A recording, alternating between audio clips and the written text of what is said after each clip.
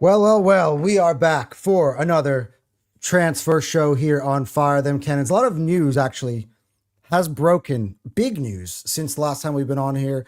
Of course, the big one, Bruno Guimaraes, the the bomb that came out of nowhere, first broke by what's his name, the Newcastle, the first Newcastle journalist.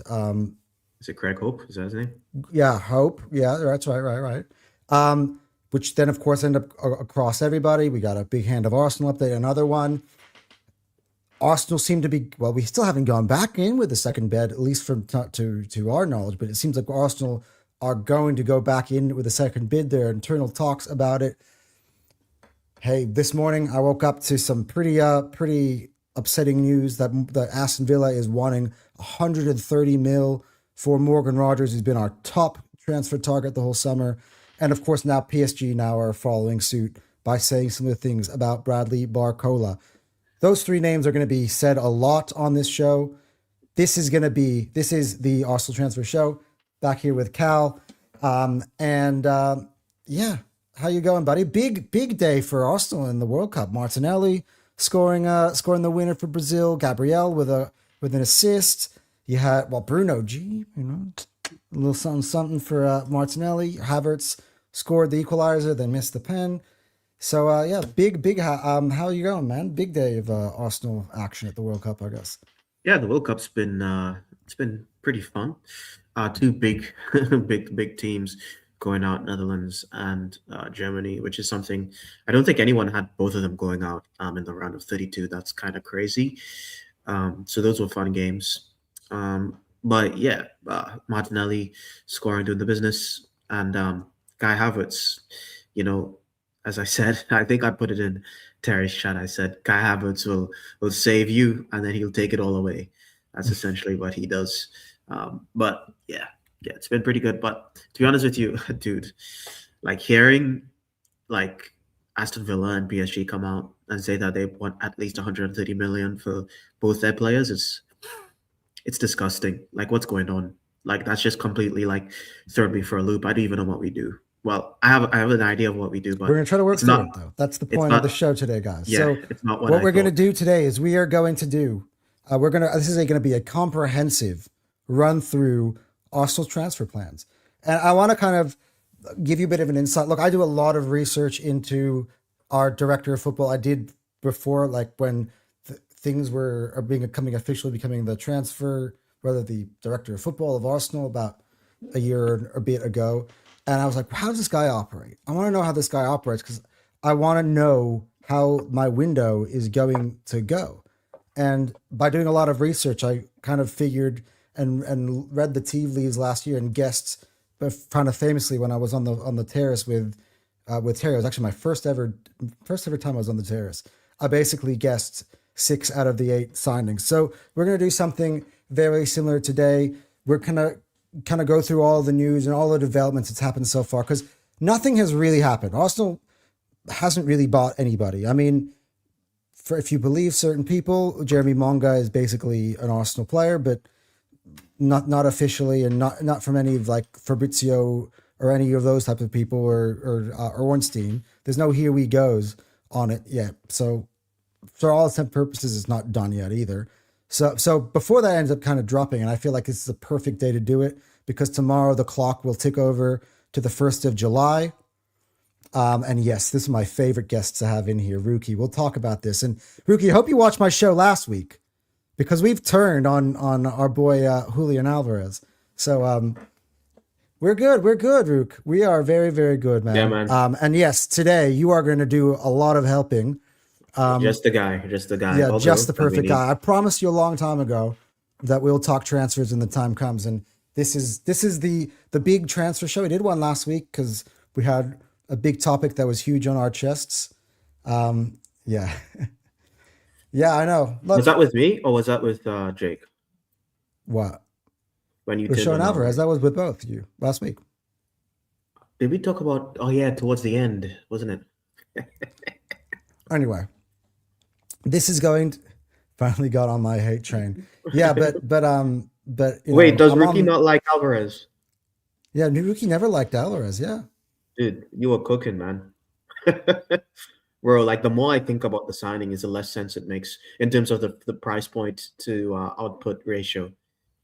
Eight Yeah. goals, So 130 million. no, 150. It was 150. What are you smoking, man? Get See, that shit out of before my we start screen. anywhere, I'm okay. Me and Cal, like the mood, to be honest, the mood is a little bit lower, and a lot of the stuff that we're going to tell Yeah, you is a I was little a bit lot more like excited a yesterday. little bit outdated, like from like a day or 2 days, 2 days ago, in terms of like what we thought was possible, and now we're sort of like, holy hell, I don't know what's possible because of my opinion. I think Cal says it. Florentino Perez that whole week with Real Madrid and the secret target I'm going to bid 154, and he did, and it was Julian Alvarez. That was a player that we wanted, and we wanted to get in the double digit, sort of upper double digit figures. Ended up now being 150 million, and then Atletico's response is his release clause is 300. So all of a sudden it's like, well, even though there's still discussions about Arsenal wanting the player, and that now having known what we know, we had that went over this last week, we didn't want it. But it's between that and also the fact that Man City actually signed, sealed, delivered, and gave into Nottingham Forest's demands for Elliot Anderson, I believe has inflated the market. Like, I don't know about what you, Cal, but Yeah. It's they've completely turned everything on its head. And I feel like everyone was waiting for that shoe to drop. First of all, I think the 115 has basically them not getting the verdict has basically fucked up this entire window because we know they're going to get a transfer ban. That's my theory. My running theory is that they're going to get a transfer ban. That's why they rushed in and spent all that money on Anderson. That's why they put him on those wages. I also Because think Rodri's going to go, to be honest. they had like logically, it makes absolutely zero sense to spend that much money this early in the window. Like why? Like Anderson is still at the World Cup playing games. Like he's not even back home safe yet. Like there is no reason to spend that kind of cash unless you know something's coming, and I think they're gonna get the hammer soon. I think I that's why think you they're just hit the just nail on the head, powering though, up. Cal. You need to Yeah. sort of like build up. Like Alexander Isak broke the transfer record last year, but that was on the transfer deadline day. You know what I mean? Like you have to sort of build up to that massive transfer. And I feel like the massive transfer has to be someone of a generational talent that is a quality that you can barely you can money can't really afford to buy them. Like insane once in a generation talents. When The we thing when we is, broke 100 million, even we if you went to think, get Declan Rice, and it's been worth even every if you cent. think, even if you think Anderson's that guy, let's say you believe Anderson's that guy, why are you rushing to pay the asking price? Like Mm. that doesn't make sense.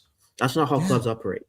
Like No, why we're are here you trying to just break the wills of these clubs slow, and all they're going to do is go, well, Manchester City did it, Hmm. and it's like, So Rookie says I know you guys love the Eucharist, but in no case whatsoever I'm willing to sell a fright for a canoe. The thing is,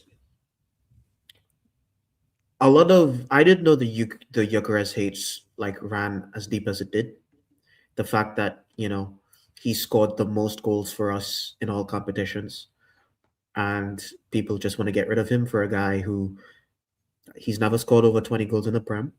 He went to Atletico Madrid, and let's face it, he's playing for one of the top three teams in La Liga, a team that dominate possession, and he scored 8 goals. mm. That's not acceptable. We're gonna be having the same Havertz conversations as we do with Alvarez if he comes in it for Gyökeres. Like if Alvarez came in, it was always to replace Havertz and to be supplementary to Gyökeres. It was never to replace Gyökeres. That's just not on the cards. Mm. And for 150 million, never gonna happen. See, look, we're going to go on a complete tangent here, but I still kind of feel like people made up their mind on Gyökeres in November, December of that last year, and didn't matter what he did throughout the rest of the year. That Yeah. was what they labeled him as. The problem And with that's Gyökeres is that when he's bad, he looks absolutely disgustingly horrible. mm, So you get that stuck in your head. I was telling Anton that I'm watching over the games, I just watched Leeds versus like I'm watching over the games because I have Stan and they have all the games for the entire season, Champions League and Prem. So I've been watching him from the start just so I could get new perspective, start thinking about like our formations and stuff. And that first game versus United, Yokeres was actually terrible. I think that was one of his worst games. I can't even remember it being as bad as it was. It was really bad. And I think because he was that bad at the start, people kind of was like, "Oh yeah, Eucharist is bad." So because he looked really bad at the start, they kind of given up on him, and they it didn't matter how well he played. When he got into his stride, people didn't care. They just have what ingrained in their minds what he was. Yeah, I agree. Anyway, guys, so what we're gonna do now, we're gonna kind of just strip it back. Instead of just kind of, I feel like me and Cal were very intentional with this because we, like always, we want to be different than everybody else in terms of how we present our son of how these sort of ideas and share these opinions. Not even opinions, but I feel like a lot of people will come at this is with like, what do I want to happen versus what probably will happen. So the rule here is we're going to basically going off the facts. We're going to go through the team. I'm going to pull up Arsenal's squad list from the website, and we're going to kind of play a very, very, very rapid fire version of, I don't know about keep or sell, because I feel like keep or sell comes down to some players that we're going to have to move on in order to get money into bringing in other ones. So, because at the end of the day, we are the title winners, we do have these golden patches. So like we have a title winning squad. I mean, from day one, right? And I guess one of the good parts about the inflation of the market is that it doesn't only affect us, it affects everybody. So like if nobody else is able to get stronger. Yeah, that's exactly what I was thinking. I don't think I know these prices are affecting us and we're bummed out, but let's be 100% crystal clear. Like this is affecting everyone. I don't know if you've noticed anything, but you've noticed that Man City aren't linked to any other big players. Like they've linked to Body, and I mean, and they actually want to buy him and keep him at Lille for like a year and then bring him next year. But in terms of like any big players that they link to change up how they play, they're not. They're not really doing that. I think Manchester United are going back and forth, trying to negotiate. All these Spurs are spending big money really, and they haven't spent over 80 million yet. So they've been getting pretty nice $50-60 million deals. Good business for them. The only big money signing that they want to make is Tonali, and they're not even willing to meet the valuation. They bid £75 million. Newcastle turned them down, and they came back, didn't change anything with the deal. They didn't even restructure the deal. They come back and were like, we strongly suggest you reconsider our deal. It's like, okay, dude, like whatever. And it's because of the wages that Tonali wants, by the way. He wants 275 thousand pounds a week. You talking about Spurs? Yeah. Yeah. I mean, even like I gotta say, even like Man United, and I feel like Man United and Arsenal employ very similar strategies, which is like we only are going to dip deep into the pockets if we really want you, if you really want us. And also there's a limit which is like we are not going to bow down to your demands. We're gonna slowly kill you with 1,000 cuts until you bring that price down, because your player essentially is not going to want to stay with you by the end of the year. Yeah. So what are you going to do? Keep an unhappy player? Like we're gonna the later in the window these teams wait. Like Villa hold on to the 130, right? Look, we don't know what Morgan Rogers' stance is, but if you believe all the reports, he's been pretty much sold the dream of Arsenal. So and at 130 million, he's never going to leave.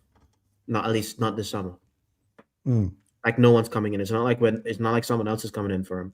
But so he'll just before we get into any of that type of stuff, though, let's actually look through this team. So wait, let me. So here you go. Here's our squad. Ignore the little ads that they have on the side. I have no control over that. Um, but that's not for you to ignore. It's just for YouTube to ignore. Anyway, let me see if I can like zoom in. Does that work better? Yeah, that's a lot better. All right. So for me, to be honest, in this window, I don't know if you agree with me, Cal, but keepers are much of a muchness. Like Yeah, get rid of I know that. Kepa, get some other get some kid. Yeah. I mean, or just I need somebody that is I don't know, like what's the word I'm looking for here? Competent. You know, that can come in and. But I feel like I want somebody that is more like David Raya. Like you know what I mean? Because like To be the honest, art. that's all the new keepers are going to be like that now. Yeah. It's not feasible to not be able to use your feet anymore. Mm, All the new generation keepers, if they're with their salt, can use their feet. mm, I don't think we need to worry about this. All we need to do is make sure that we get the quality, because there mm, are going to be no quality keepers that aren't good with their feet anymore. That's a dead breed. That yeah. doesn't happen. We're not. I don't So think let's move on to we need to worry about the that. defense though, Cal. Because I believe, and there have been reports in a few days as well, so it's good to kind of go over this. It's not just necessarily weaknesses; it's also got to do with injury status and certain things. I think that's more where the defense comes into play because apparently William Saliba is going to be getting some sort of back surgery. We don't know Yeah. to what extent that back surgery is. That's something that Arsenal have to look out for. Now, obviously, next to him on this picture is Christian Mosquera, who we invested in last year, and I think that, to be honest, if it was me, given the way the market is right now, investing in another right-sided center back is a waste when they already got Mascara kind of in the building. He's young. He's only going to get better. I thought had a good debut season with Yeah, he's Arsenal. people have really given him shit for the pen that he conceded in the Champions League final. First of all, he shouldn't have been. He's playing out of position against the best left winger in the world, Mm-hmm. and he panicked and conceded a pen, and he's a kid.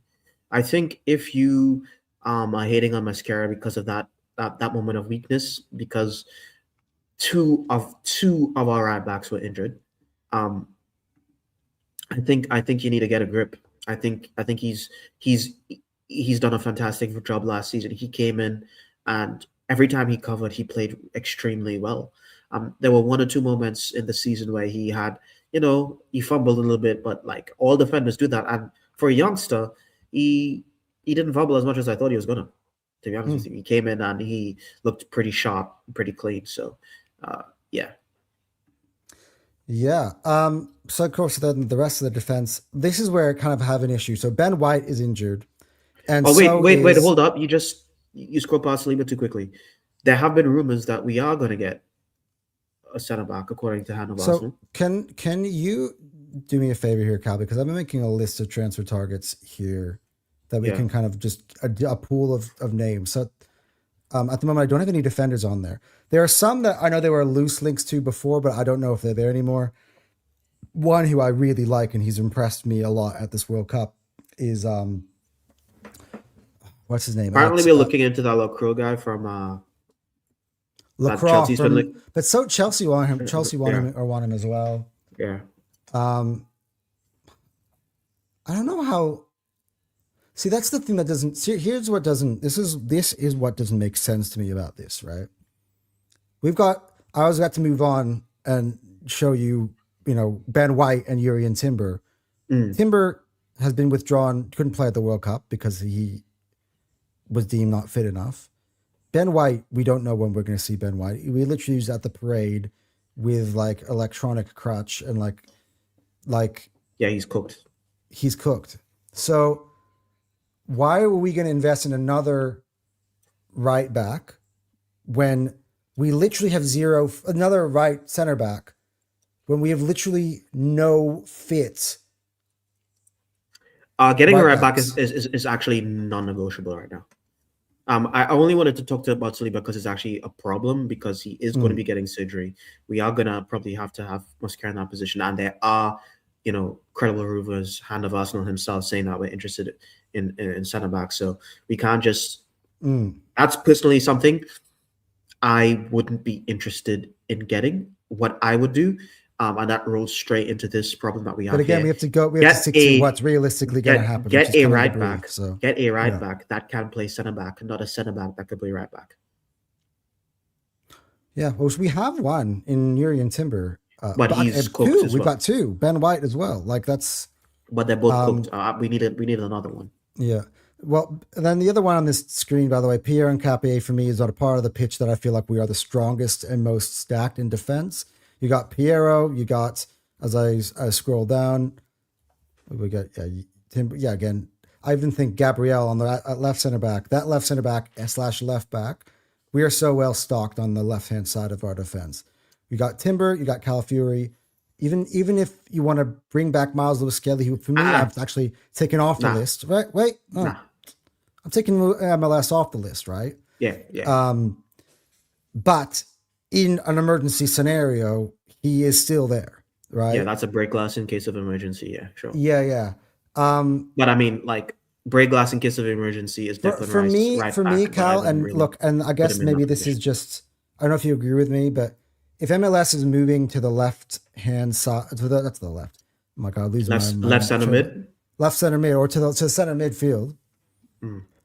This is where the Araujo is the name that I've liked a lot, and that was the name that had in my head before. That's been good at the World Cup, and he was great against us for Sporting. There were links with him earlier. I don't know, they've gone very, very, very quiet for months. But remember, towards the end of the He's season, there were cooking at links the with World Cup. Araujo. He's so good. He's so good, though. He would be perfect. Like in terms of, he offers us something completely different from the other ones, and he gets so advanced, and he's just. But the thing is, we need a right back, so we'd have to get two. But in terms of, but if you think about it, if in terms of the left-hand sided attackers, let's say we haven't gotten to that far yet, but let's say we're going to get a Morgan Rogers and we miss out on a Barcola. Having an Araujo as a left back is perfect for that because it compensates for, like, basically for Uruguay. He started on the left-hand side of the attack because they're light on that part, and he scored all of the goals in the World Cup. He was their main attacking threat. So, and he's also like got this amazing ability, like recovery speed. I would have loved him. Here you go, Palestra. Isn't that the one that's going to Chelsea though? Yes. We need to overlap right back in an athletic one, which is why we're constantly linked to Livramento. See, Livramento was a name that I thought was bang on the money having to Arsenal, and then he got injured he again. got hurt. Nah, that's way too much, and it's a good thing. Yeah. It's a good and thing. also because we're going for Bruno. To be honest with now, you, so yeah, I feel sorry for him. But in terms of speaking just pure Arsenal, it's better for him to get injured before we pursue that, because he would have come in and just gotten injured, and we would have been screwed. We'd have three injured right backs. And also, there's no way that we were going to get both Bruno and Livramento. So at least that opens up that avenue for us to be able to go and do that. But of course, we're getting ahead of ourselves. Rookie, you're also forgetting that, like it or not, Calafiori is also injury prone. Like even Fresneda, that's a name that I've seen as well. All right, I'm making a list, but Rookie, one thing that we're clear on is that it has to be players that have been linked to Arsenal. If they're, of course, it could be the other way. Like Bruno wasn't linked to Arsenal until last week, and it came out of nowhere, right? So if you want to do that, you could do it. But that's, for me, we're trying to kind of piece together from what we know so far. But Fresneda is a name I've heard with us before. Is that someone that you still think, Cal, could be someone that we're looking at right back? Who? Ivan Fresneda. I don't know much about him. I'm not going to lie to you. Yeah, perfect. All right. And Ruki, actually, I'm really interested to know, because we're going to get to the targets when we get there. Let's just kind of zoom along. I feel like if we're going to strengthen the defensive areas, I don't think we need, to be honest, I don't think we need I think fullback. If we end up with a left back and a right back, I'd be more happy than if we just bought a right center back. Because for me, as you say, right back's non-negotiable. Right now we have 0 fit right backs on the squad at all. Whatever that is going to be, well, it be Fresneda, someone else. That's the thing is, I actually don't have a tangible name to present to you today, which is kind of bummer. But I also want to, as I said, Araujo is a player who's linked to Arsenal before. I think we on the have left-hand too side, many- I think would be good. We have too many problems, dude, to be buying two defenders, man. We have too many problems. It's the fact that we still okay. Think about this logically. We have Nkapie, and we have Calafiori at left back. At right back, we have a recovering Timber who's probably going to start the season okay. And we have Ben White, but that's about it. We don't have anyone else. That's why we need cover. So that means we'd have what, 5, 6 fullbacks? Like do we need 6 fullbacks at the club? I don't think so. I don't think we need 6 fullbacks. For me, though, with the thing is that between Calafiori and Cap, my dog is running around like crazy. I don't know if anybody can hear that. I heard a little bit of the wrestling. That's all right. Yeah. We only have the Nkapie, Gabriel, and Calafiori. They're all one of them is going to be their center back. One of them is going to be your left back. You only have one to cover both. And if no, but like, to be honest with you, let's say Saliba is surgery. Ben White is, he's still injured. We have Mascara, Gabriel, Nkapie, Calafiori, Timber. Anyone else? And then we get one more. So we have 6 defenders, 2 that's recovering from injury. That's enough cover. We don't need 8. We don't need 7 or 8. See, that's why not including when I read right center back as a thing. I'm like, well, no, that's not for me. Like I would rather get a left back, like a left back that's different to Nkapie and Calafiori, that is 3 left more backs, natural. Dude? But I want more. Why do you need 3 left backs, dude? Because one is going to be left center back. Dude, you want 3 left backs? We have no left wingers. But I'm saying, no. I need you to. I'm going to say this again. Okay. You want 3 left backs. Currently, we want to sell Martinelli and we want to sell Trossard. You want 3 left backs, competent left backs, and no competent left wingers. Come on, guys. We have to set priorities. Okay. Who is the backup? Who's the backup for Gabriel Magalhaes as of right now? That has to be Mascara, man. But Mascara is starting if Saliba doesn't.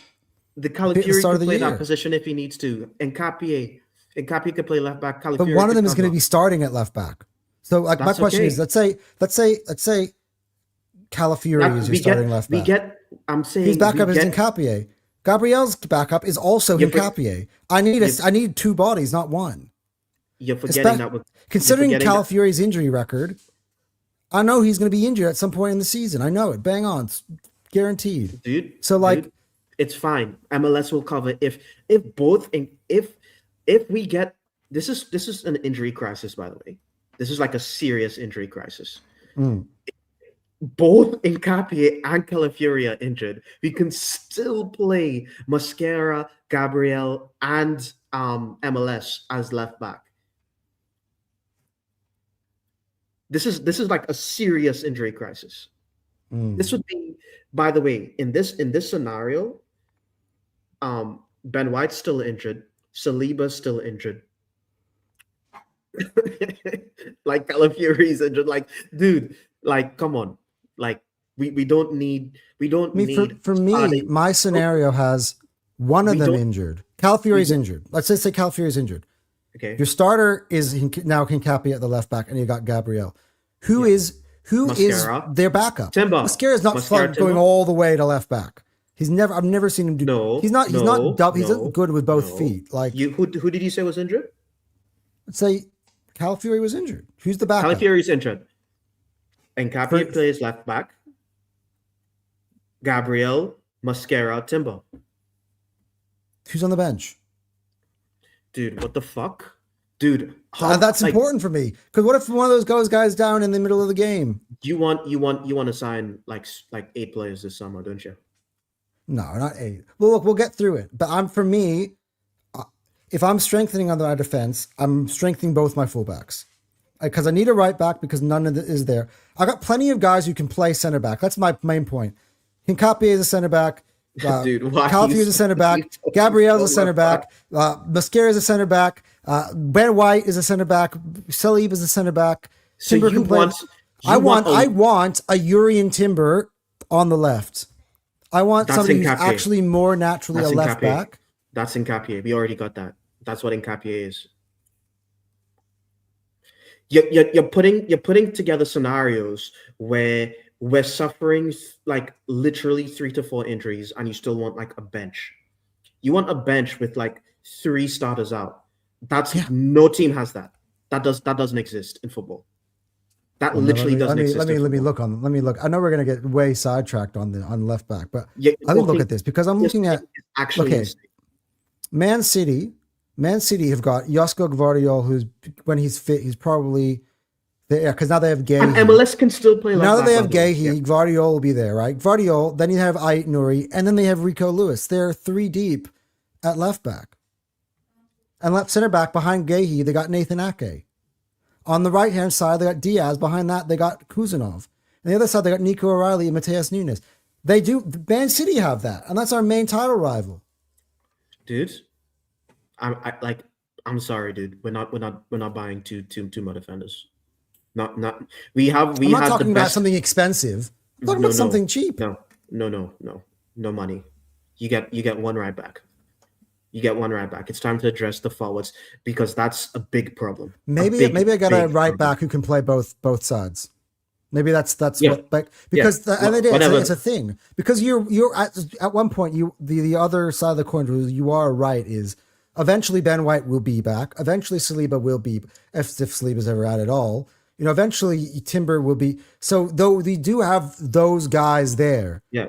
Yeah. But what I want is to have a guy, if we're going to have one more defender, break glass in case of fullback who can play both sides. Break glass in case of emergency. MLS left back. I mean, Declan right back. technically, I don't know. Technically, Timber can also play left back. Yeah, because and he was our left back for a while when Ben White was, when Ben White was your main starter on the right. So yeah, man. But still, then I got in no your right scenario. back. In your scenario, with everyone fit, we have like 4 starters on the bench. That's not gonna happen, man. Come on. Okay, I'll see. Look, I'm actually starting to think though, like if you got another right back that fills in for Timber, then Timber can switch to the left if need be. Exactly. So, yeah. All right. Cool. All right. Cool. All right. One right back. One right back. And, if I see 2 fullbacks coming in this summer, I'm going to crash out. We buy a fullback every single window. I mean, if they were coming at the end of the window when it's all you got all of your other positions covered, and that's you got your targets. If that's a bonus, by the way, I don't like by the time we're through with today, I don't think we're going to get everything that we want anyway. So I don't think there's a scenario where that's I think where this is coming from, which is like you're seeing the prices now, and you're like, I'm gonna start with midfield. I'm gonna show you MLS first because they haven't quite changed in. Oh yeah, by the way, to a center midfield. Odunahada. I don't know how to pronounce your name, buddy. Adun. I'm just gonna call you Adun. He said, "I'm an Arsenal fan from Nigeria. We need a right signing this window, bro. This is our time to rule the Premier League." And you're right, 100%. But right now it's the prices are kind of insane.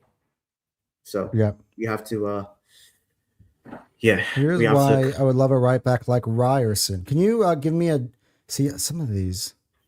Dude, you have some deep takes. Yeah. By the way, Diamande, your boy Diamande has been amazing. It looks like he's going to be going to PSG. So I think for a while he's going to go to Liverpool. But like Ruki's been talking about Diamande the whole fucking year. Really? Yeah. He's going to PSG to eat bench for his entire this is what I don't understand, Cal, right? They're going to buy Diamande, and then even after that, they've come out with the stance: Barcola is not for sale unless for blah blah blah. It's like, No, they're saying sorry, they're gonna get Diamande and Akliush, and they're still like, yeah, we're not selling. That's a tactic. That's bullshit, by the way. That's just a tactic. sorry, That yeah, doesn't even make like, sense. just But then like, again, they can afford. They can tell that afford. to Bradley Barcola. Like, he's gonna be They like, can where the fuck am actually. I gonna They can play? actually, Like, because it's PSG, they can actually afford to just ruin Bradley Barcola's career. For spite, because they're not gonna give a like. To be honest with you, they're not gonna give us Barcola. Like, why would they give us Barcola? We just played them in the the team Champions that League just final. challenged him in the Champions League. Yeah, That's a fair point. they're not gonna give us Barcola. Anyway, let's move on to them into the midfield areas, and then we're going to get into towards our targets. Obviously, I mean, this is where I think we begin, sort of, with one, and we'll name one name that's been in the news a lot recently as this comes up, and there's a whole list of guys, names that, of course, have come up with this. But I'm starting with Miles Lewis-Skelly. He's not quite yet listed as a midfielder, and I kind of want to piece together by throwing Miles in now a full depth chart of what that looks like to begin with. Obviously, you got Odegaard in there, Christian Norgard. Both of these two guys, I'm going to spoiler alert. I think there's a chance that both of these guys go at some point, Yeah. depending on By the way, how the summer goes on. we Both need to get into guards. Odegaard once we like, Yeah, once we guys. get there. We need to have some mature conversations. Yeah, well, we'll have them. Mikel Merino, which we kind of forget, we got him because he was injured for the second half of the year, is there. I actually have a feeling, though, Cal, I've been thinking about this. We're buying You Bruno G, right? MLS is going into the midfield. I don't think we're buying a striker. I think that No, we're going to be, it'll be Merino will Marino move is there. Marino is the Jesus replacement. Yeah, he is. Marino is clutch, bro. Yeah. Like Look, when he me, comes me, on, me and Marino, I was going after, maybe it's just like anybody who Marino is you know what's so funny Marino though? is like one of those guys the streets will never forget kind of guys. Do you know what's so funny though, Cal? And I don't want to take too long on this. Do you realize that everybody that's not named Victor Gyökeres has been everybody's favorite striker last year? There was a time where people were like Moreno. Why is Gyökeres starting ahead of Moreno? Moreno is better. They remember that time where Jesus is better. Oh, Jesus got to start, and it's like Jesus Christ. Jesus is the only striker going. Moreno moves into the striking position. He's not going to be in the midfield. I think that's what I think is going to happen. That vacates that spot. Martin Zubamendi for me, still till now is still our starter. Currently recovering and not really playing, and of course the man Declan Rice. So for me, let's piece together our midfield, because obviously I do have a target. Our main target, and I'm going to highlight him. Of course, I haven't really made, to be fair, only because I haven't really made graphics of the other guys, but we'll mention the other guys as well when all the guys that kind of Arsenal want here. And let's just do it. I'm gonna wait. Let's here we go. Is he up on the screen now? Bruno. That's right. So this is where we get into Bruno. And we're kind of at our midfield area. We didn't really have many targets on the defense, like legit targets that we know that Arsenal's really pursuing at the moment. So to be honest, don't have a fancy just to put a little bow on that section, I think whatever fullback that we get, I think it's going to be like a young guy. I don't think it's going to be like a bona fide killer, because it makes no sense to buy a starter in that position unless we really plan on getting rid of Ben White, which is something I don't think we're going to do this summer. So I think we're just going to get a kid. Look, for me, this is why I put this guy up, and he's going to be the main headliner in terms of our targets. Because I want to tell you something about ANDREA BERTA. Me and Cal were talking about it. ANDREA BERTA doesn't do bids for fun. He doesn't go, hey, I'm just going to see, hey, hit and hope, let's see, or exploratory. He does so much research. He pits all of his different, he looks at all the different avenues. What makes more sense financially? What makes more sense in terms of our team? What makes more sense in terms of the profile that Arteta wants, profile that I want? And he takes a long time determining who he wants. And then once he figured that out, then he starts moving in. The more this window keeps going, and the news we were talking about earlier, and the prices for a Morgan Rogers and a Bicola, and all across the board, right? You think about how much we have to pay for some of our other targets. He's explored. By the way, it wasn't a bid. He explored and asked Bournemouth how much it would cost to get Alex Scott. They told him he's not for sale. For any, by the way, they said 85. We're willing to pay Literally 85. every single club is saying that about their players.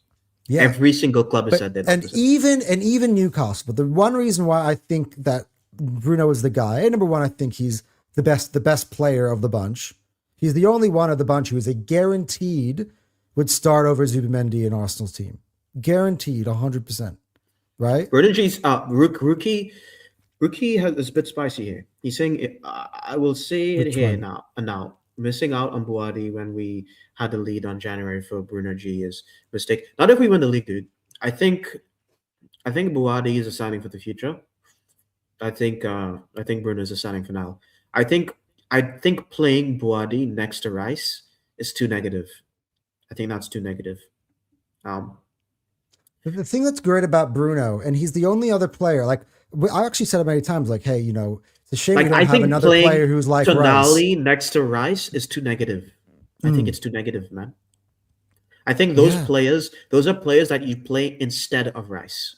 But not I just don't that think those though. are players Like that you play with watching, Rice. I And was Rice is a non-negotiable. So I whatever was we get in our asleep. midfield has to complement Declan Rice. I was asleep, Cal, while Japan played Brazil live, but I went back to watch that because I really wanted to really take a look at Bruno, like playing in the Brazil team, of course, as well.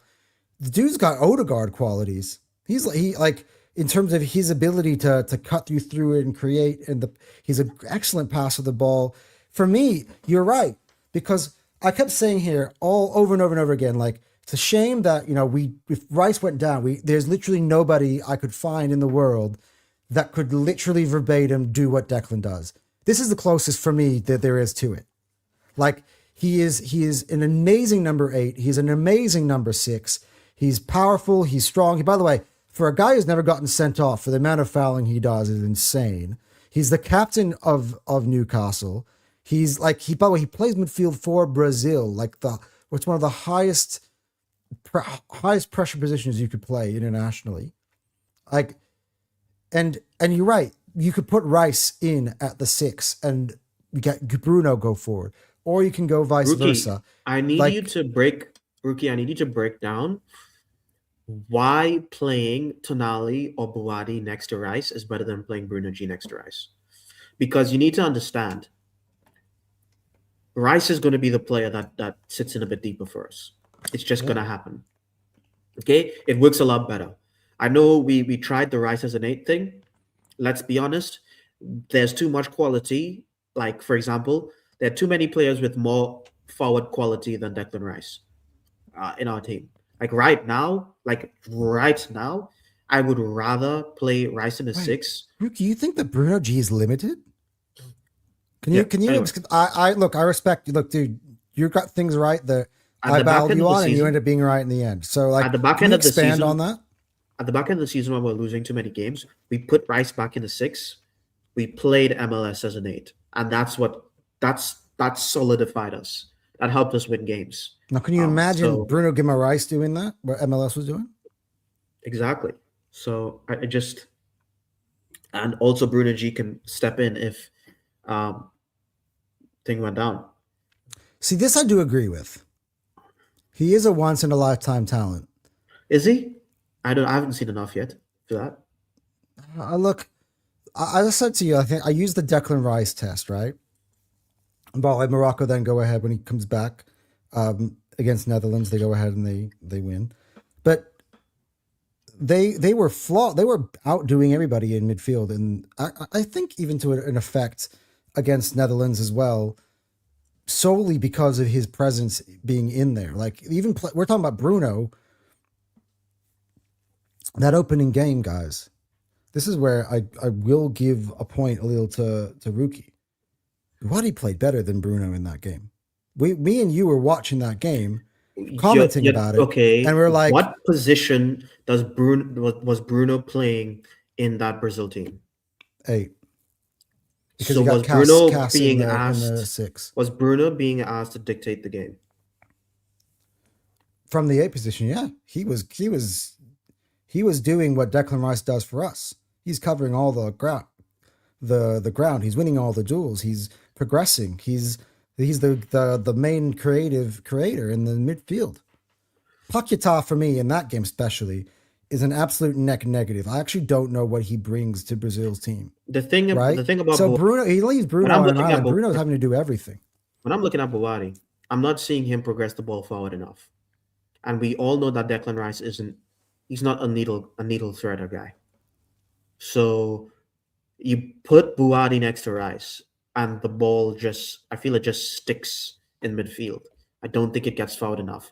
And we need ball carrying and we need line breaking passes. The thing is, here's the thing, Rookie, right? Because we're going to get to it, and the more expensive end, and we've just already kind of touched on it, which is those attackers, and we need to upgrade our attack. Like, if end of the day, if we're going to go 130, it will be on Rogers or Barcola. We need to upgrade the attack, right? So, in order to do that, you can't go and shell out another incredibly high transfer fee on a once in a generation midfielder when we have got the once in a generation midfielder of this generation, Declan Rice. The problem with Buwadi is because we already have MLS. That's my problem with Buwadi. My problem with Buwadi is that we already have MLS. MLS literally is the same age as Buwadi. I think MLS is a bit older. Or they like the same age. No, that's still younger. I think 19 still. How old is Buwadi? Buwadi is what's his name? Ayub. Buwadi's 18. Okay. Mazzucchelli's 19. Okay. This is okay, Rookie. I need you to listen to this. This is the problem I have with Buwadi.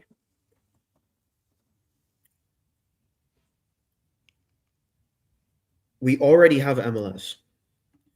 You cannot play Buwadi and Declan Rice.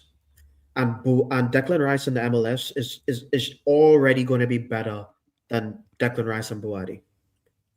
And I'm not buying another teenager to put in front of MLS. That doesn't make any sense.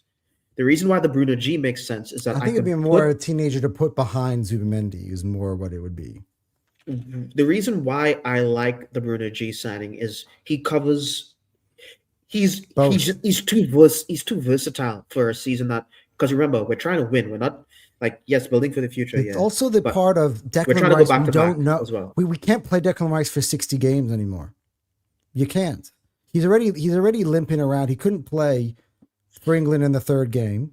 Okay. To be honest, if England lost to Congo, yes, he would hurt, but a part of me would have been like, if Declan Rice goes down, like, if Declan Rice goes down for 3 months, do you think Buwadi can carry the team?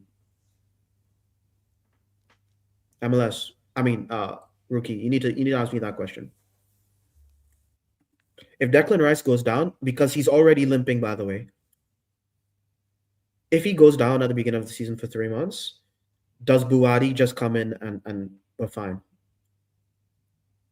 He hasn't even played in the league before. I mean, no, I know you're waiting for. This is why we're interested in.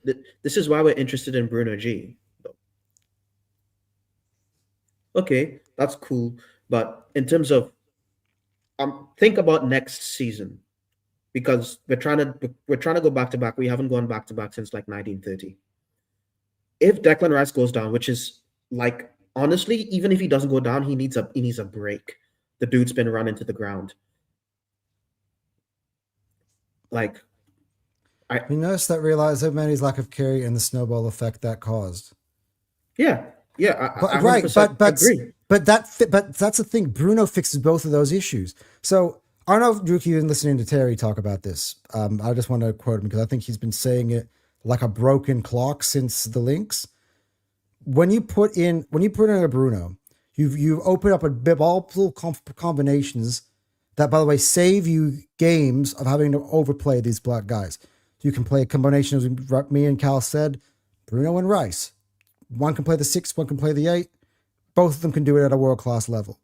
You want to rest Rice? Bruno can be your 8. Zubi can be your 6. If you want to rest Zubi, well, we're back to the obviously that first option. And you could also, by the way, you could put Zuby and Rice then back together. So you have so many different like combinations that you can do that you're kind of flexible. And then you got Mikel Marino at some point. Anybody, guys? You got Miles Lewis Skelly at some point. We literally had a player in our team. We still have him, Christian Norgard, who we signed last year to be the backup for Zubimendi, and he didn't even amount to a normal amount of 190 minutes of play throughout the whole season. The problem with Tonali is that we actually did inquire about him. This is the problem with Tonali right now. He's got more time in his contract, and he's younger. Not only that, I'm going to say this about Tonali: $275,000 a week, which is more than what Declan Rice is on right now. Tottenham got an 80 pound package rejected, 80 million pound package rejected twice. So Newcastle wants about 100 million for him, plus agent fees.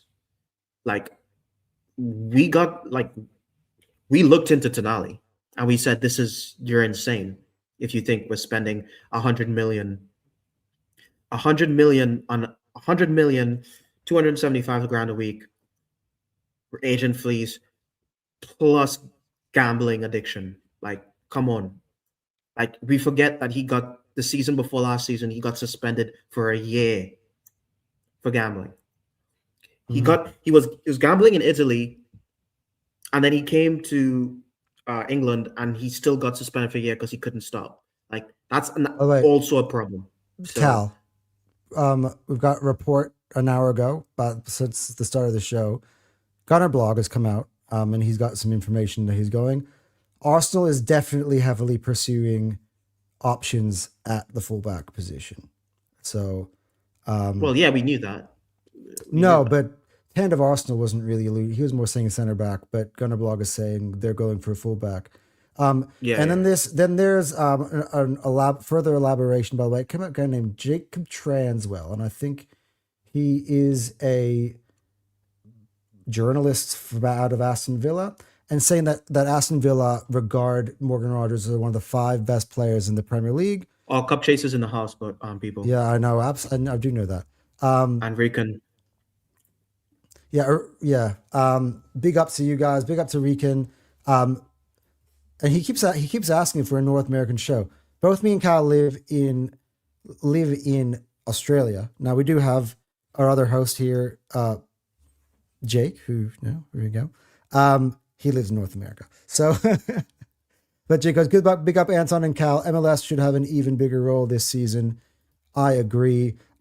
Nor can Zuby play every game. Yeah, that's the main. And Zubimendi was actually elite for that first half, but he just got too tired. Question. Yeah. How can we pay anyone more than Rice? Rice is about to want to raise if you bring in Tonali at those wages. That's a good question. The only thing I would caveat with that is that Rice 105 million was bought at a time when that was not the norm. Going to buy a player of that price was, you only spent that price on someone that was generational. Now I feel like in this market this year, people are just planting 100 plus transfer fees on everybody. We've got a decent player he's important to us, 100. It's not really looking at the market, looking at everybody else and being like, is my guy better than anybody else out there in his position in the market? So yeah, he goes, that's fair. As the market inflates, so will the salaries, I'd imagine. Yeah. And look, we'll get into that because I think there's some guys on our list, on our team that are on big salaries who will free up the salaries. Yeah, we can free up the Gabriel salaries Jesus as well. So I want to take a look at, we've obviously kind of gone on a little bit of a debate here, but I want to take a look at some of the other alternatives because it's fair that those guys actually get brought up and we can actually discuss them before we start talking about the guys at the front, which is obviously where everybody's looking forward to talking. Oh yeah, we didn't even talk about the price. Yeah. So we know Alex Scott is another name that's been coming around the sphere, and it came this morning because apparently we explored, by the way, it's not a bid where everyone goes, Arsenal have bid. You don't see that coming out from Fabrizio in the same way as Bruno. It's a There was an inquiry. They went to ask how much would it cost for Alex Scott. We'd be willing to pay around 85, which Bournemouth said no amount of money is gonna be worth to get Alex Scott. He's not for sale, right? So, but that's an alternative that we have Well, in that listen, area. if Alex Buwadi, as we Scott, mentioned already, Alex Tonali, Scott's we've also situation, mentioned already. Alex Scott's situation is he's not dumb, so he didn't sign a new contract. If he doesn't sign that new contract towards the end of that window, we could probably get him, because then he has a year left on his contract, and then he's running out, and he's not going to sign a new, like, Alex Scott, if he's intelligent, will take a look at the Morgan Rogers situation and on all the other situations, and he'll know that if I sign a new contract, I'm not going to leave. All right. Here's Ruki's comments. With Rice, ball coverage could effectively be covered by a Tonali. Read my reasons properly. It fractured into 2 or 3 comments. It is simple. Fine. If you need a ground, you can't get Tonali, scout a similar profile. Actually, I've got my comment reader back. Cal, you fucking take it away. It's simple. If you need a ground, it's simple. If you need a ground covering midfielder for Rice, although I do think it is not needed by either another profile. If you can't get Tonali, I've given you well-known options. Sangare. I don't know, man. The reason why these targets Sangare. Wait, are you Sangare as in Ibrahim Sangare?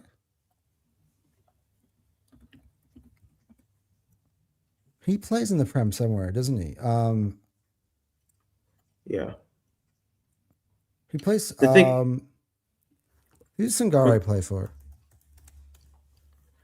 Ibrahim Sangare plays for Forest. Plays for Forest. Okay, I'm gonna say this. The reason why these players aren't, like, honestly, I'm not really interested in them, is because Bruno has already proven that he can play at a top level. He's in his prime, and he has the physicality, he has the vision, So anything like, I really can't see a world where Bruno doesn't come into our team and just kill it. All right, Ruki. I'm gonna read through your comments properly. We're on the I don't know why we go in for a Sangare when we can get Bruno. Like, I don't think anyone would take that. Okay, we'll go back to the midfield stuff. My midfield, if Rice is injured, that doesn't fill me with confidence. Yeah. Hey. Ruki thinks we're going to buy Barcola. Anyway, Barcola will leave America. He doesn't like players who don't want PSG. Well, that actually is true. Actually, Cal. The thing is, they can just freeze him out. If he what he said about Alvarez, according to the hand, is true, then if he's going to be consistent, then he won't want Barcola around. That's true. Yeah, but they might just freeze him out. They might just you're just not part of the team, but we won't sell you to Arsenal. We'll just sell you to someone else. The thing at PSG has buku money, man. Like, they can.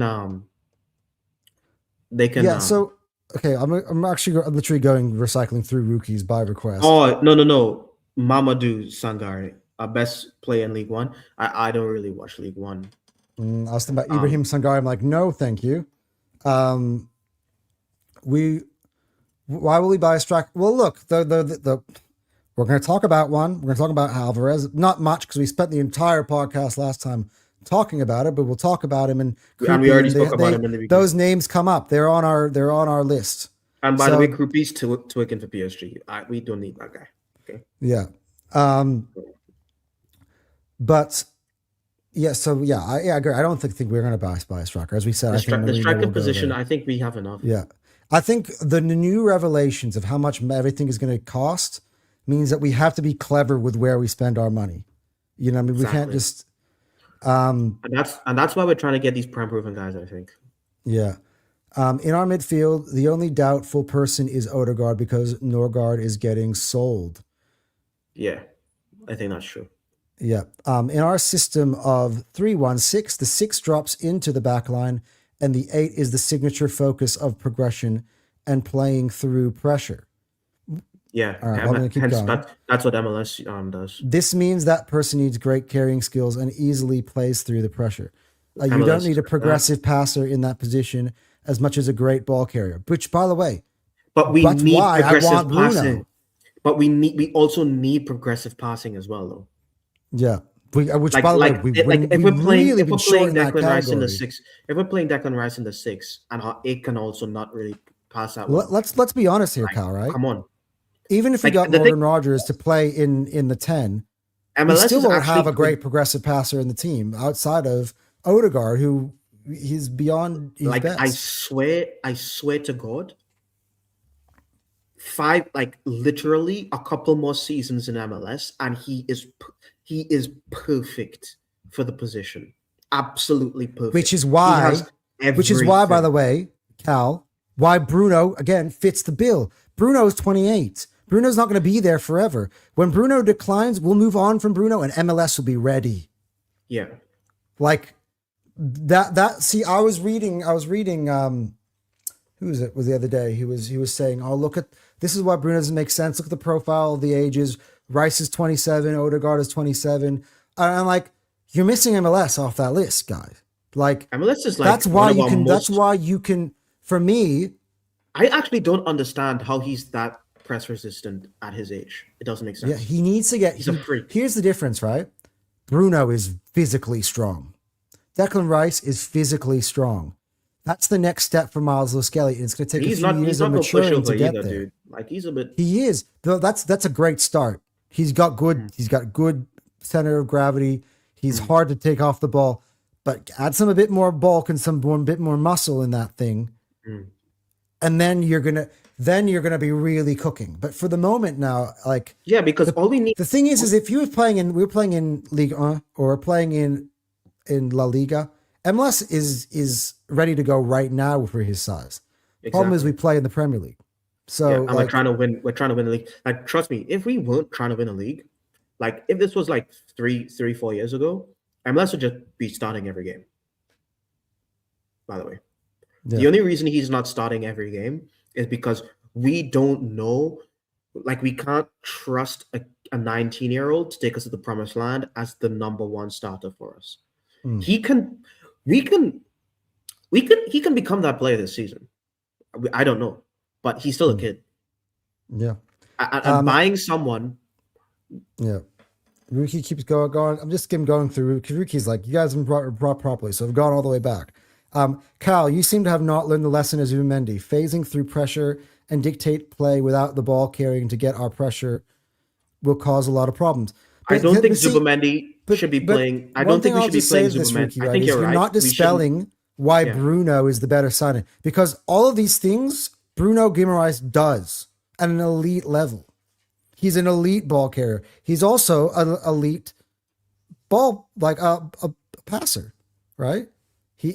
So he does all those things. He's also great off the ball. He's great at winning the duels. He's great at winning the ground duels as well as the aerial duels. He's literally it's literally like having Declan Rice next to Declan Rice. Unless you think like, Bruno isn't press resistant. No way he's not. But yes, he's press resistant. Yes, I was watching for that today. Yes, he's press resistant. For sure. He's everything, man. We were just literally saying, like, that's why I want MLS to put weight on, because when Bruno is too old, then MLS will be Bruno 2.0. Oh no, MLS is gonna be way better than Bruno.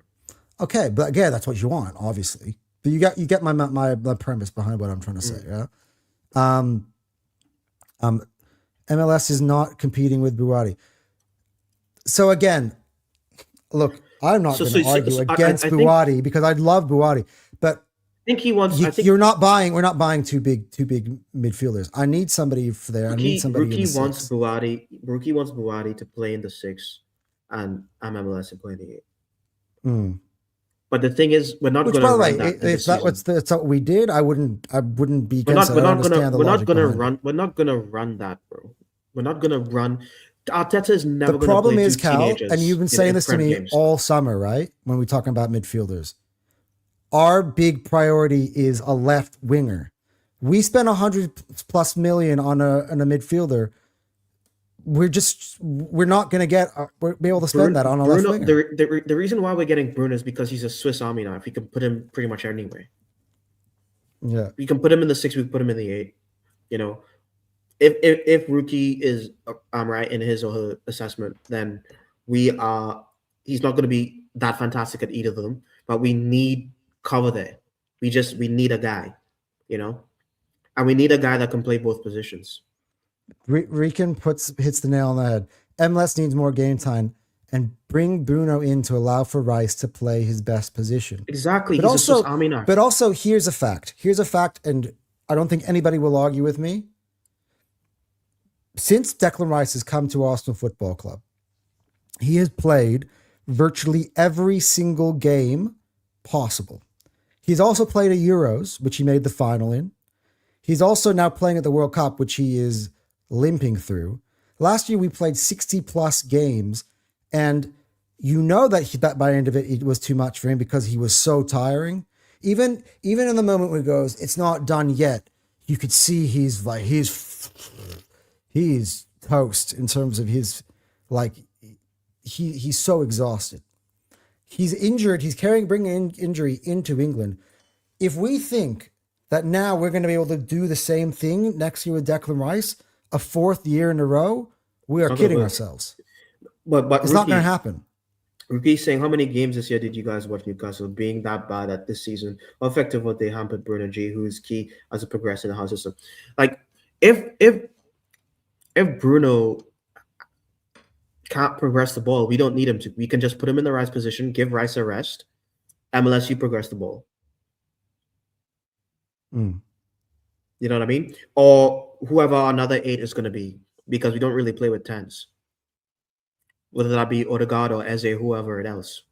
Mm. But if Bruno can just sit in that 8 position, win his duels, link up, because he's good at that. He's a good. No, you can't tell me he's not good at passing, and he's not a tough midfielder. He can play in that 6 position, and we don't need him to be a ball progressor. We can use MLS. We can use Odegaard. We can use Odegaard if he's still here. We could use Eze, you know. And hopefully, if we do get someone to replace Odegaard, he's good at that sort of stuff as well, because a lot of the games that we played, like even when we played Ethan Waneri was picking up the ball and driving with it forward, like coming back to get the ball. So we don't need Bruno to be this ball progressing maestro, you know. And he's only going to be here for a couple seasons. All we need him to do is to come in, prem proven. He's elite at what he does.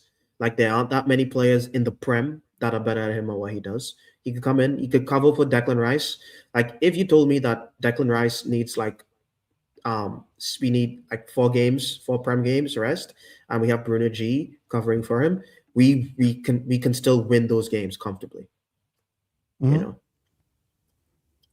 Yeah, I mean, but if you told me at the start of the season Declan Rice needs a rest and Buadi is coming in for him, I'm sorry, I don't know him, dude. Like, I don't know how he's gonna act in this Prem. I just don't. Mm-hmm.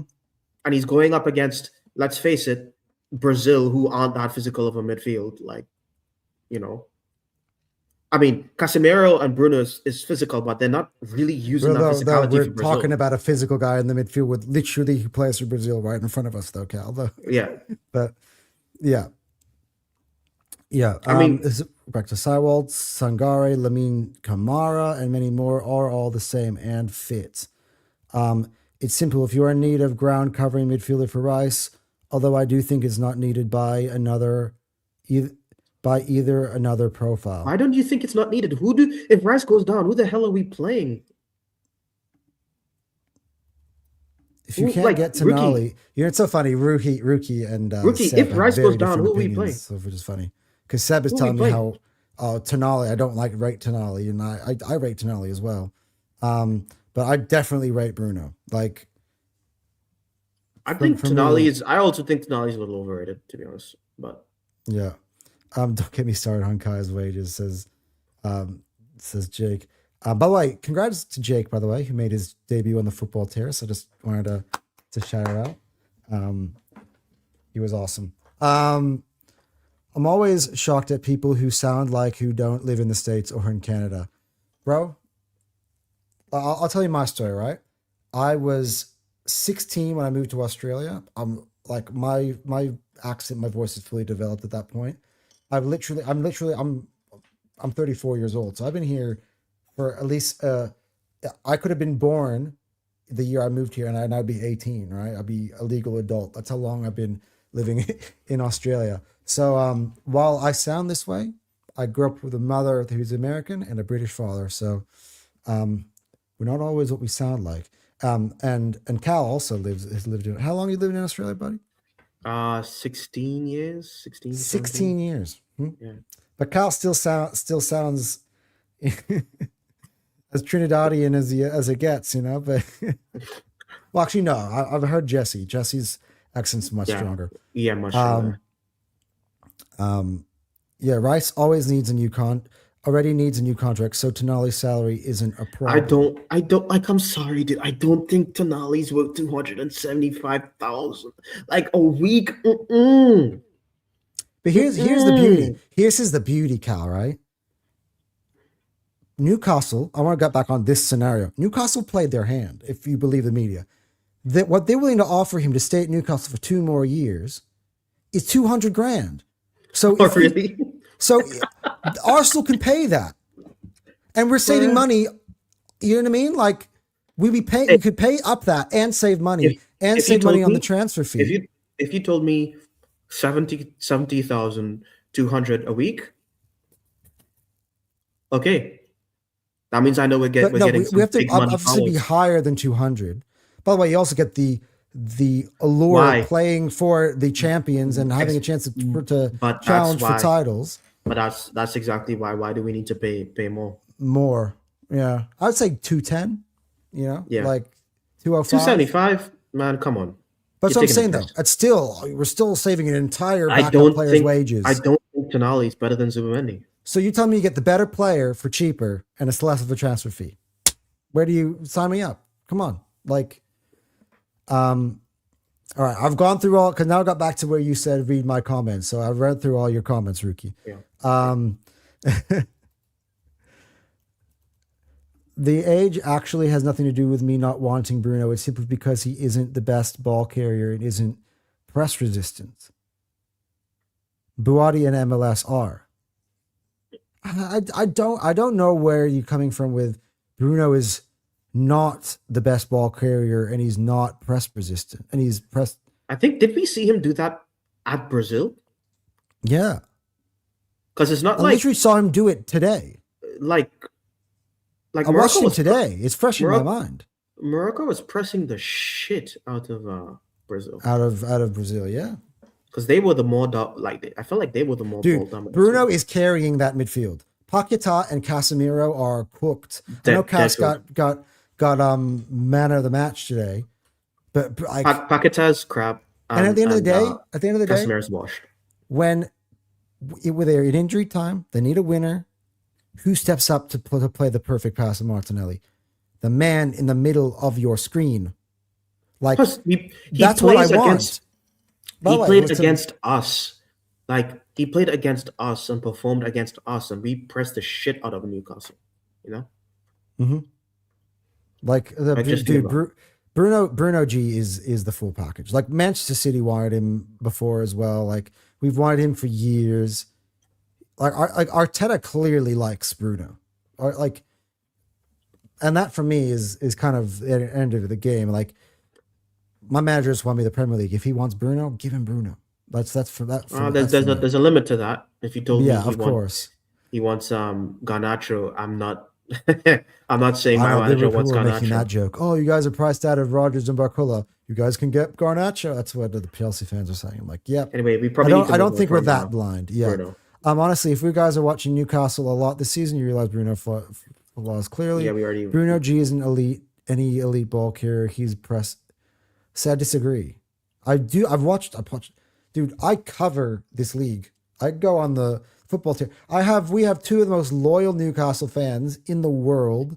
Literally, we chat to every single day. I City chat to every single pivoted, day. rookie. City pivoted because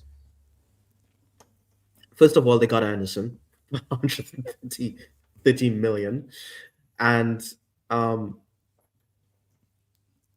they like they're not By the way, like speaking of they're not Anderson, going to Cal, win the you're league next. missing the main point.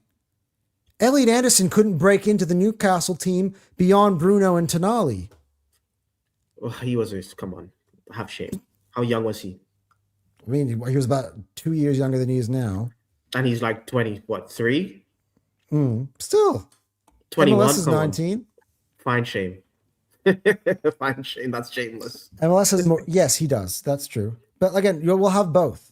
Like for me, this is how our midfield setup. I actually think this is kind of, and it closes on this. Although I wanted to talk a little bit about what Alex Scott's qualities and how he would fit into Arsenal, because I think he's a real possibility as well.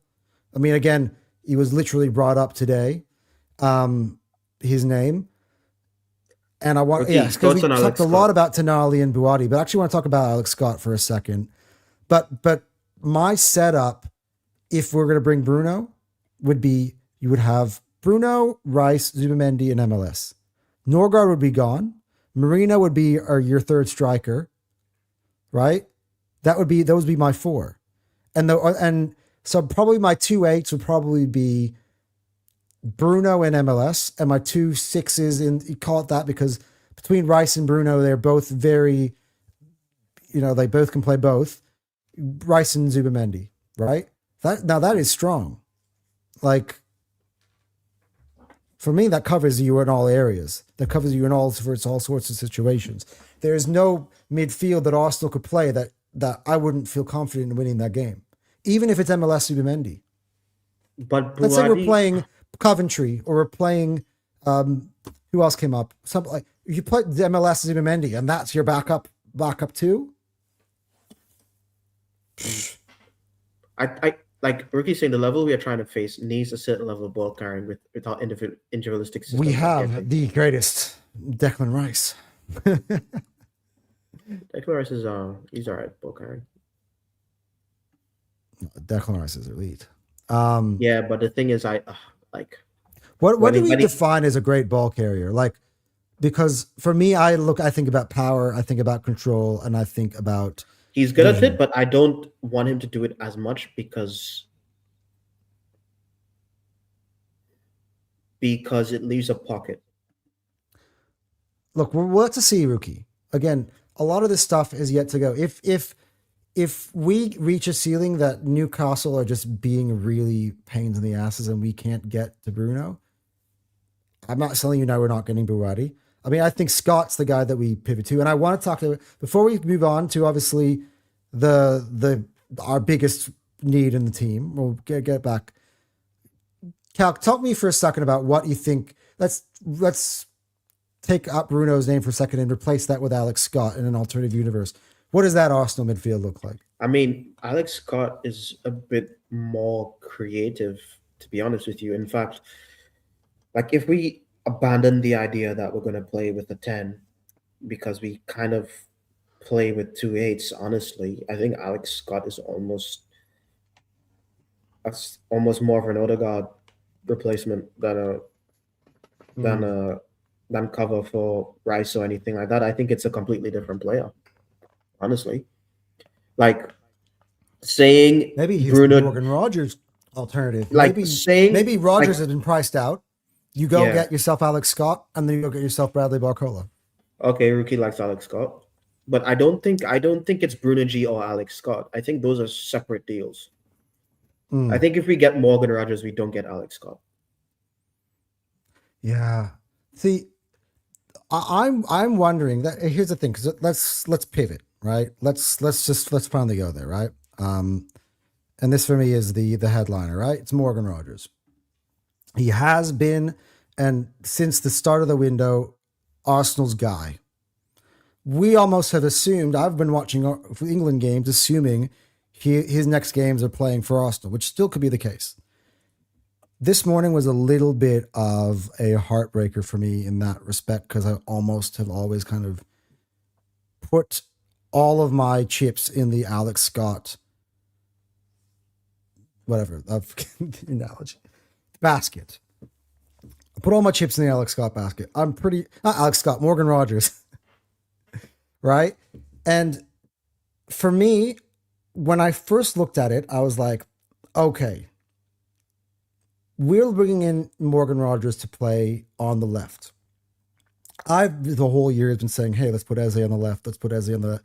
He never went there in the end, right? We've got a Martin Odegaard of it all, and we'll get into that as well. And I'm going to let Cal cook on that because he's been stewing on it all summer. Stewing on what, pardon? Martin Odegaard. Oh, yeah. Right? Yeah. But Rogers for me was your left-hand sided guy. But then me and Cal were kind of looking at this. And then the Solis, by the way, is another... Actually, I have one as well as that as well, but we'll come back to it.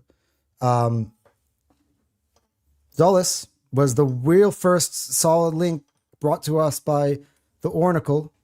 And when I look at Solis, I say, this is a Leandro Trossard replace. This is Leandro Trossard stripped back the years, a younger version of Leandro Trossard. And actually, I'm actually curious if Rookie, if you've watched any of Christos Solis, and if you can tell us anything about, by the way, yeah, Rookie's on the Rogers train as well. He said he's a must sign. But this is kind of for me with it. Must sign for the 10, 8 left wing. What do you think? What position? Because I think that matters. Rookie.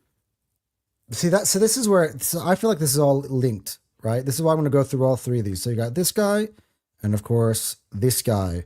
Dude, Alex Scott. I'm looking at his heat map. This dude's freaking everywhere, bro. He's positionless. Dude, Alex Scott made us take the hard way towards the Premier League, if you recall. This guy's yeah, like I'm trying to figure out. Okay, like, Rookie. His strongest question on this, right? Is whatever we can do to get him, is that 130?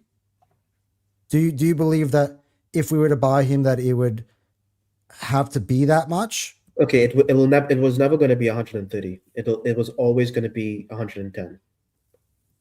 But like if we must sign him, we negotiate it down to 110.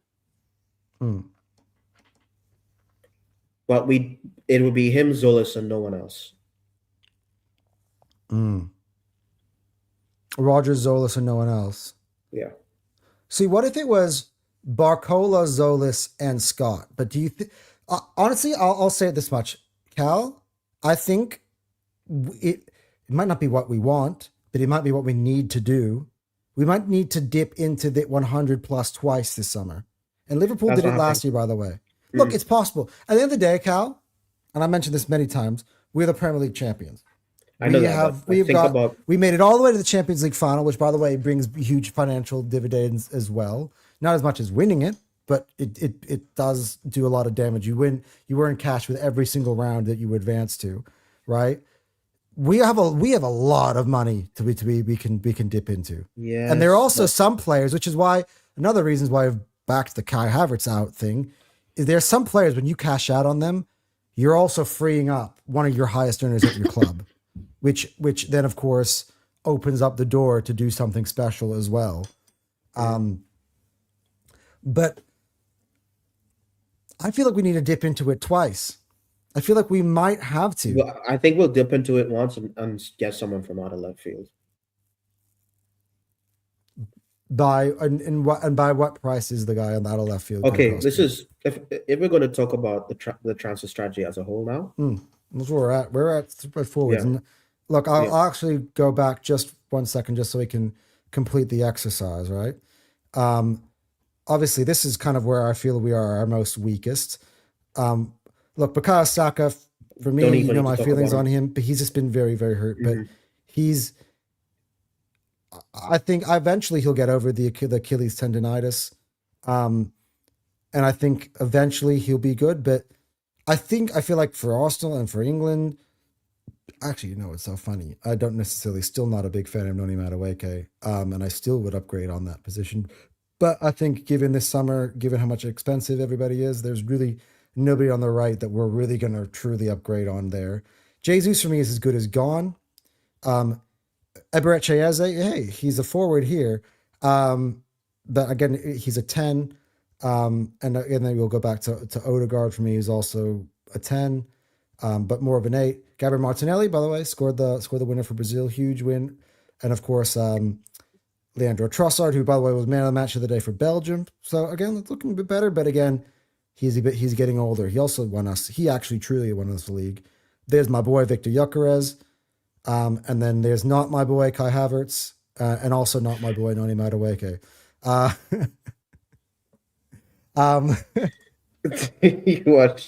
You are horrible. You're just terrible, man.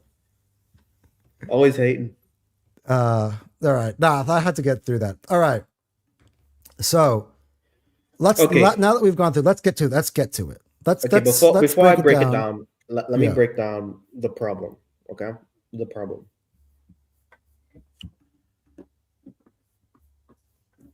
Our big problem is obviously the left wing. We all know it's a left wing. So we need to get a top left winger. That's like a non-negotiable. Wait, rookie. That when you say Anton, this is better not be Kai Havertz. Please put the gun down. You know that Michael Jackson when he's just, dude, just it's okay. All right, okay. It's okay. All right. So left wing, non-negotiable. Only person who can say that to me. People been trying to do that to me all morning this morning. Cal, if he was in that chat, would have had me done like 2 hours before I was done. But anyway.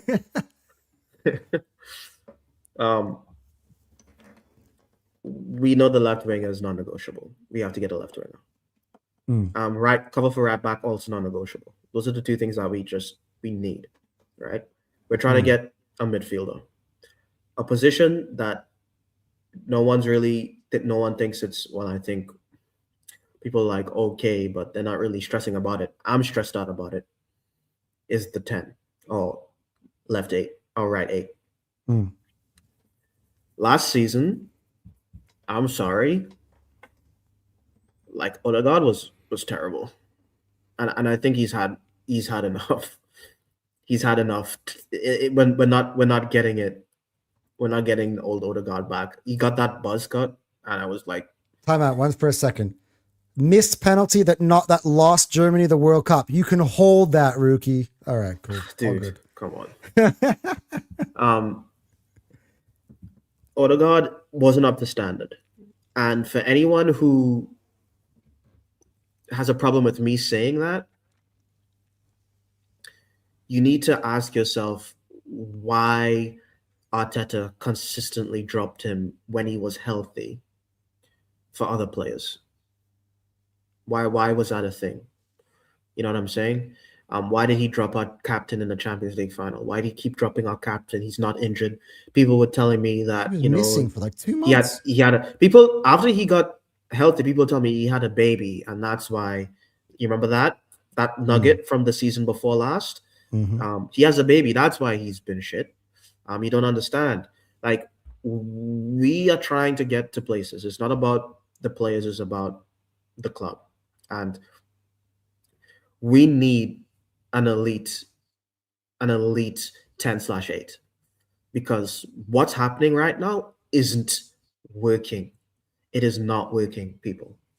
And it's one of our most important positions on the pitch. And we can't do anything with him in that position. He's too inconsistent. It's like Odegaard plays like an 18-year-old. And when I say when he plays like an 18-year-old, one day he like for 1/4 of the season, he plays like old Odegaard again, and it's like a guy who's completely unplayable and is like the best player on the pitch, best vision, best tech, and it's insane. You know, we were having Odegaard De Bruyne conversations, guys, like 3 years ago. That's people were saying for both people were saying Odegaard's next up, and he's just not lived up to. Oh, there's a breaking news. I don't know. Dean James, it's coming out. A lot of sources, guys. Again, don't hold this to me because none of them is the big sources. Besiktas have found an agreement with Arsenal for £17.2 million for Leandro Trossard. The answer now is with the Belgian who has opted to postpone any decision until after the World Cup. Oh, I think that's probably legit. Dude, that blows my theory out of the water, by the way, because I thought we were going to keep Trossard. This ruins everything I was about to say. I think this is DEFCON 2. But anyway, as I was talking about, we'll get to that really soon. That's huge. Yeah, that's massive. Okay. But anyway, this Odegaard position for me is, if I be honest with you, I think it's even more important than the left wing. Yeah, I agree. Because it is with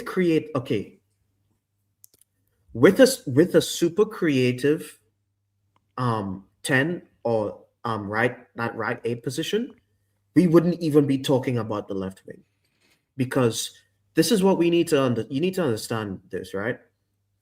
We have, even when Saka isn't playing up to his standard, he's still an elite right winger. And we have good forwards. Okay.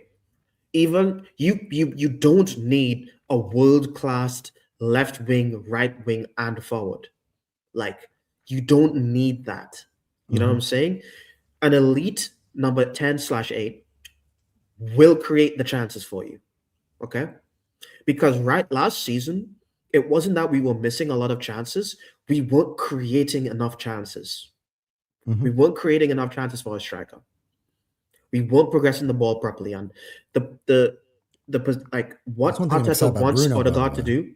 Because look at what Bruno used to feed Isak the way he did. I can only imagine what he would do. But in terms of that, wouldn't be his primary role. The primary creator should be that. That's like a secondary creator. The primary creator would be that 10/8 position, and Odegaard did not create enough. He just didn't do it, and he's not doing it, and he's not gonna do it. Guys, he's not going to do it. If you get Barcola on the left and Odegaard still starting, we're still not going to create shit. I can promise you. I can promise you that. We'll score more goals from the left. We can, long balls over the top. Barcola's going to run. He's going to be better in transition. But we're not going to be creating more for Gyökeres or Havertz, whoever's in front. We're not going to be passing the ball around in the midfield. We're not going to be bumping teams because Odegaard can't do that anymore. The spark's gone. I'm rewatching the games from last season. Do you have any idea how many times Odegaard turns around and passes back on the transition? It's insane. He's completely lost it.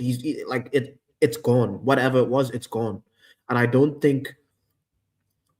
think giving him the captaincy was a mistake because he feels responsible being a captain. He doesn't want to lose the ball, so he's not willing to take the risks. So, if we get Morgan Rogers, for me, it has to be for that 10 or 8 position. I think that's kind of where both of us have kind of landed on. To be honest with you, from where we've been speaking on it, I can honestly. That's where the Zolas thing comes out, and I'm actually thinking. I'm okay. I think if in a perfect window, you get all 3. I think I would rather risk upcalling talent on the left wing, but make sure you get a bona fide guy in that 10. And by the way, Jerry Monga is another guy who seems like basically everyone's done. that's saying this is also another thing I need to say. Get off my chest. People are saying, "Oh, Eze can play the left wing." Eze is never playing the left wing for us. You guys need to understand. He's not playing the left wing. Why? I think I've already come to that conclusion myself. Why wouldn't Arteta just play Eze the left wing? Because he doesn't do any defensive work on the left wing. He leaves his fullback completely exposed. And guys, I don't know if you noticed, but Arteta loves the left back to roam all over the place.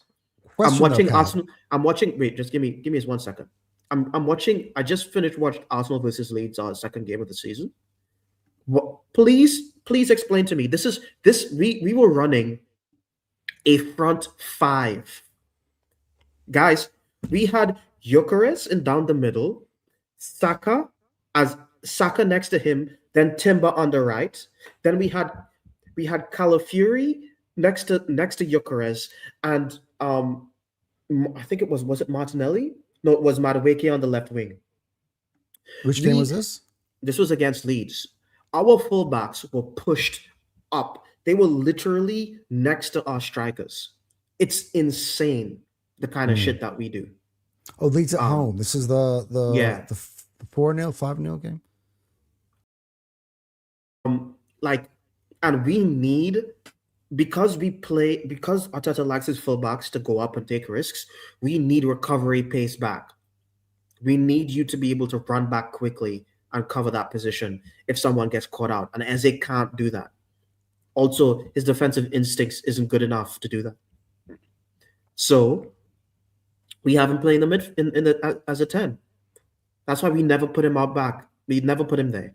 You will never see Eze and Calafiori play So together. this is the question I have for you, Cal, though, in this. I think we're in agreement about on the regards to Odegaard. But for me, look, again, we're back to this. We have to be spend very, very wisely. If we say you said even if we bought Barcola, Odegaard's not doing shit for you. But what about Eze with Barcola? Pardon? What about you're saying even if we bought Barcola, Odegaard's not doing shit for you? Which I agree, right? Mm. But if we don't buy Morgan Rogers and we buy Barcola, there's also the option of having Eze with Barcola. Yes, but then we still have Odegaard. And Eze is also inconsistent. Mm. I love Eze. He gives us some insane moments.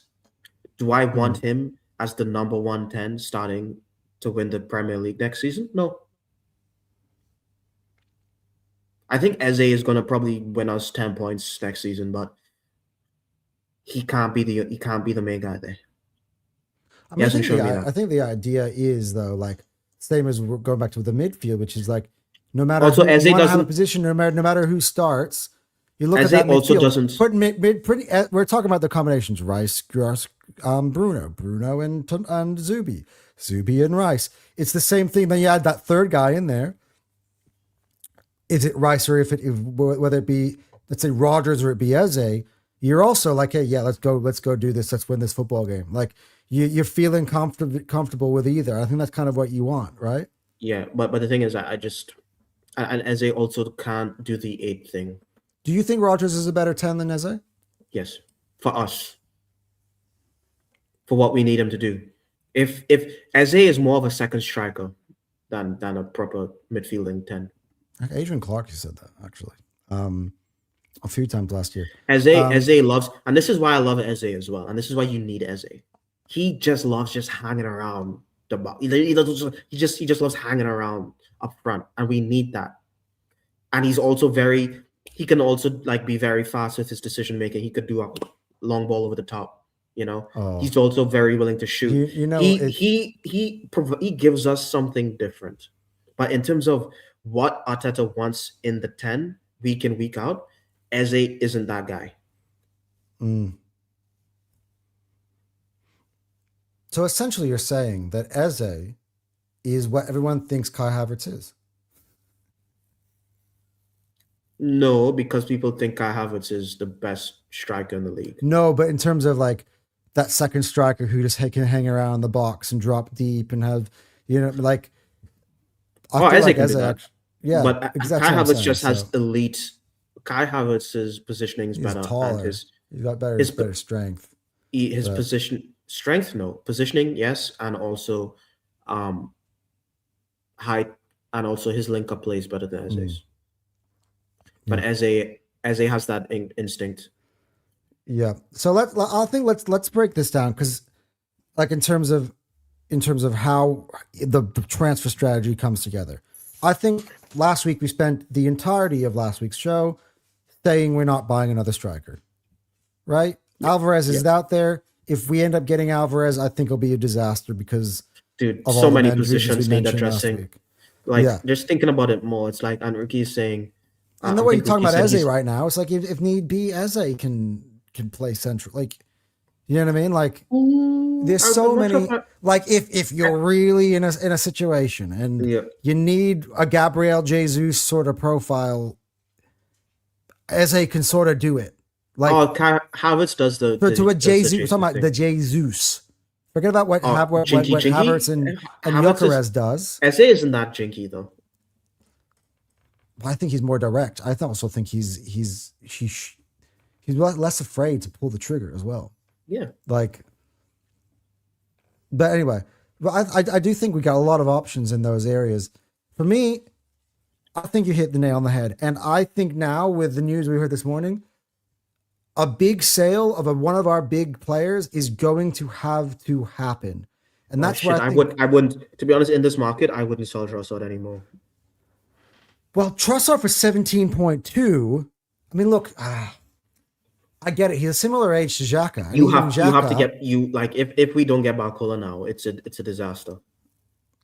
yeah. Look, I don't I don't let's do it, Cal, because we're gonna I have to buy players, right? So we're gonna at the end of this show, and by the way, we're already 1 hour and 42. So this is why I want to kind of take all this stuff that we've kind of talked about and put it together and build our team, right?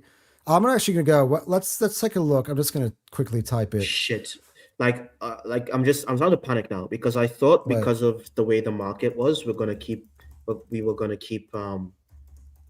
Trossard because I'm sorry, Zolis isn't gonna come in straight away and have Trossard numbers. Like That's right. I think Well, Trossard. I see Zolis as a backup. Oh, all right. Fuck. This is just AI, so take it for what it will. According to Arsenal's base transfer budget for 26-27 summer window is estimated to be between 100 million and 180 million. Well, that's not going to fucking get you anything before factoring in player sales. This is, by the way, they're quoting, by the way, David Ornstein. So this has come from an Ornstein podcast. So this is Trossard only 6 goals in the Premier last season. This is legit. This isn't just AI. AI's grabbed this from an Ornstein piece from a few months back. Yeah. Before factoring in players, I think it's around the Champions League final. They were talking about this. The club has the financial capacity to spend up to 250 million to 300 in total, but this upper limit relies on generating substantial funds through departures. So let's do that. Best case scenario is let's do that. We're at 180. Let's say we're at 180 just without selling anybody. Let's generate our other 120 to get 300, and then we'll play with a 300. Deal? Wait, hold up. Before we get started, Rookie, with all of this, my position on my captain is this: I need him to become an 8 and be more proactive one. I see a lot of potential there, bro. I'm done talking about potential with Odegaard. Nah. I've had Here's enough. the thing, Rookie. Here's the thing. He's not 19. With what I just read, and by the way, this is number one. This is the number one generator of. Here's my thing, right? This is the other side to the coin. These players are being quoted at 100 plus whatever, blah blah blah, who play at clubs that are worse than Arsenal. Why are their players worth 100 something and ours are not?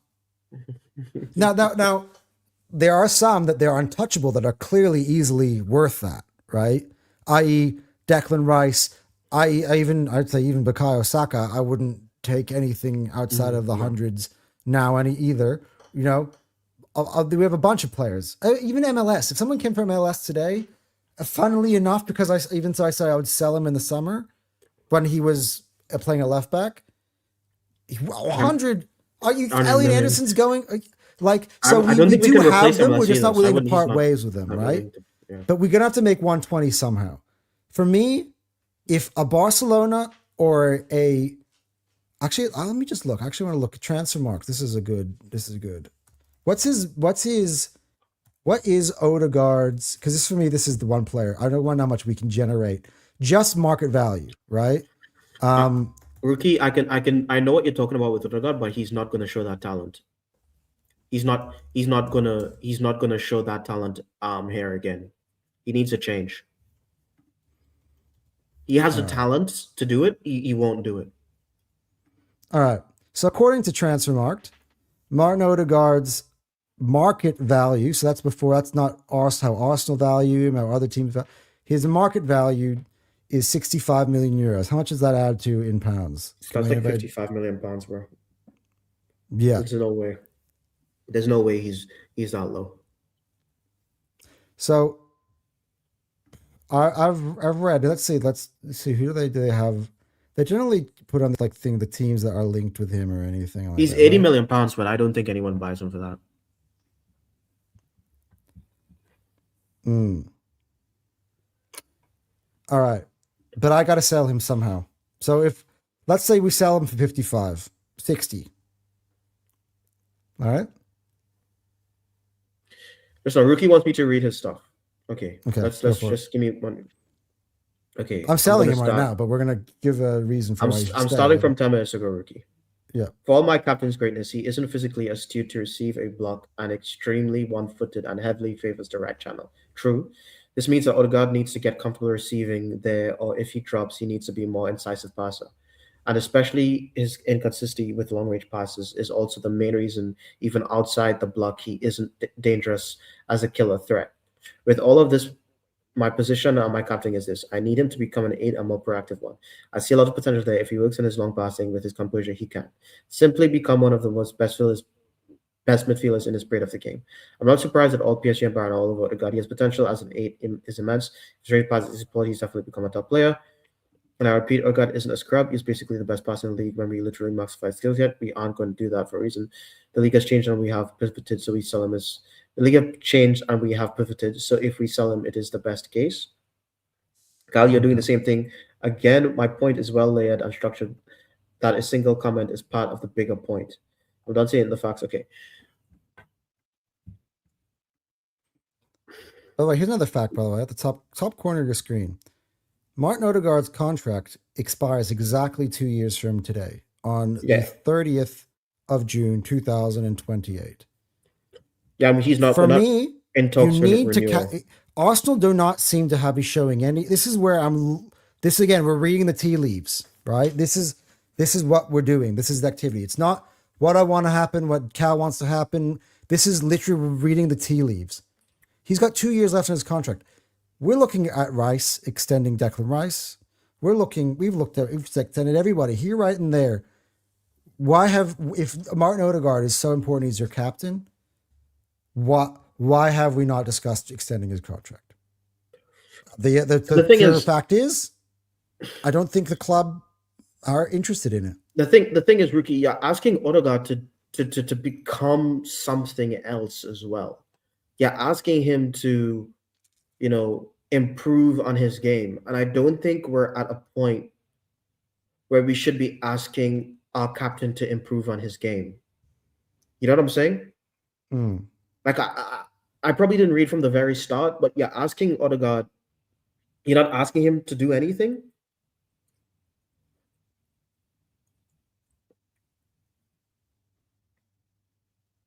With all of this in my position, I need him to become an eight and more proactive run. If he works on his long passing with his composure, he can. Well, why are we asking him to work on stuff? He's not like Odegaard is kind of who he is right now. I don't think he's going to be the player that we need him to be in our system. I think he's going to cook in Syria. Mm. I think he'll cook in Syria or La Liga. He would Mm. absolutely obliterate the Bundesliga. Mm.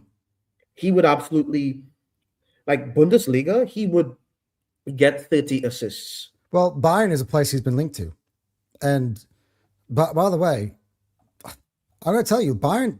Look, no, I think look, you have to learn the Luis Diaz thing, right?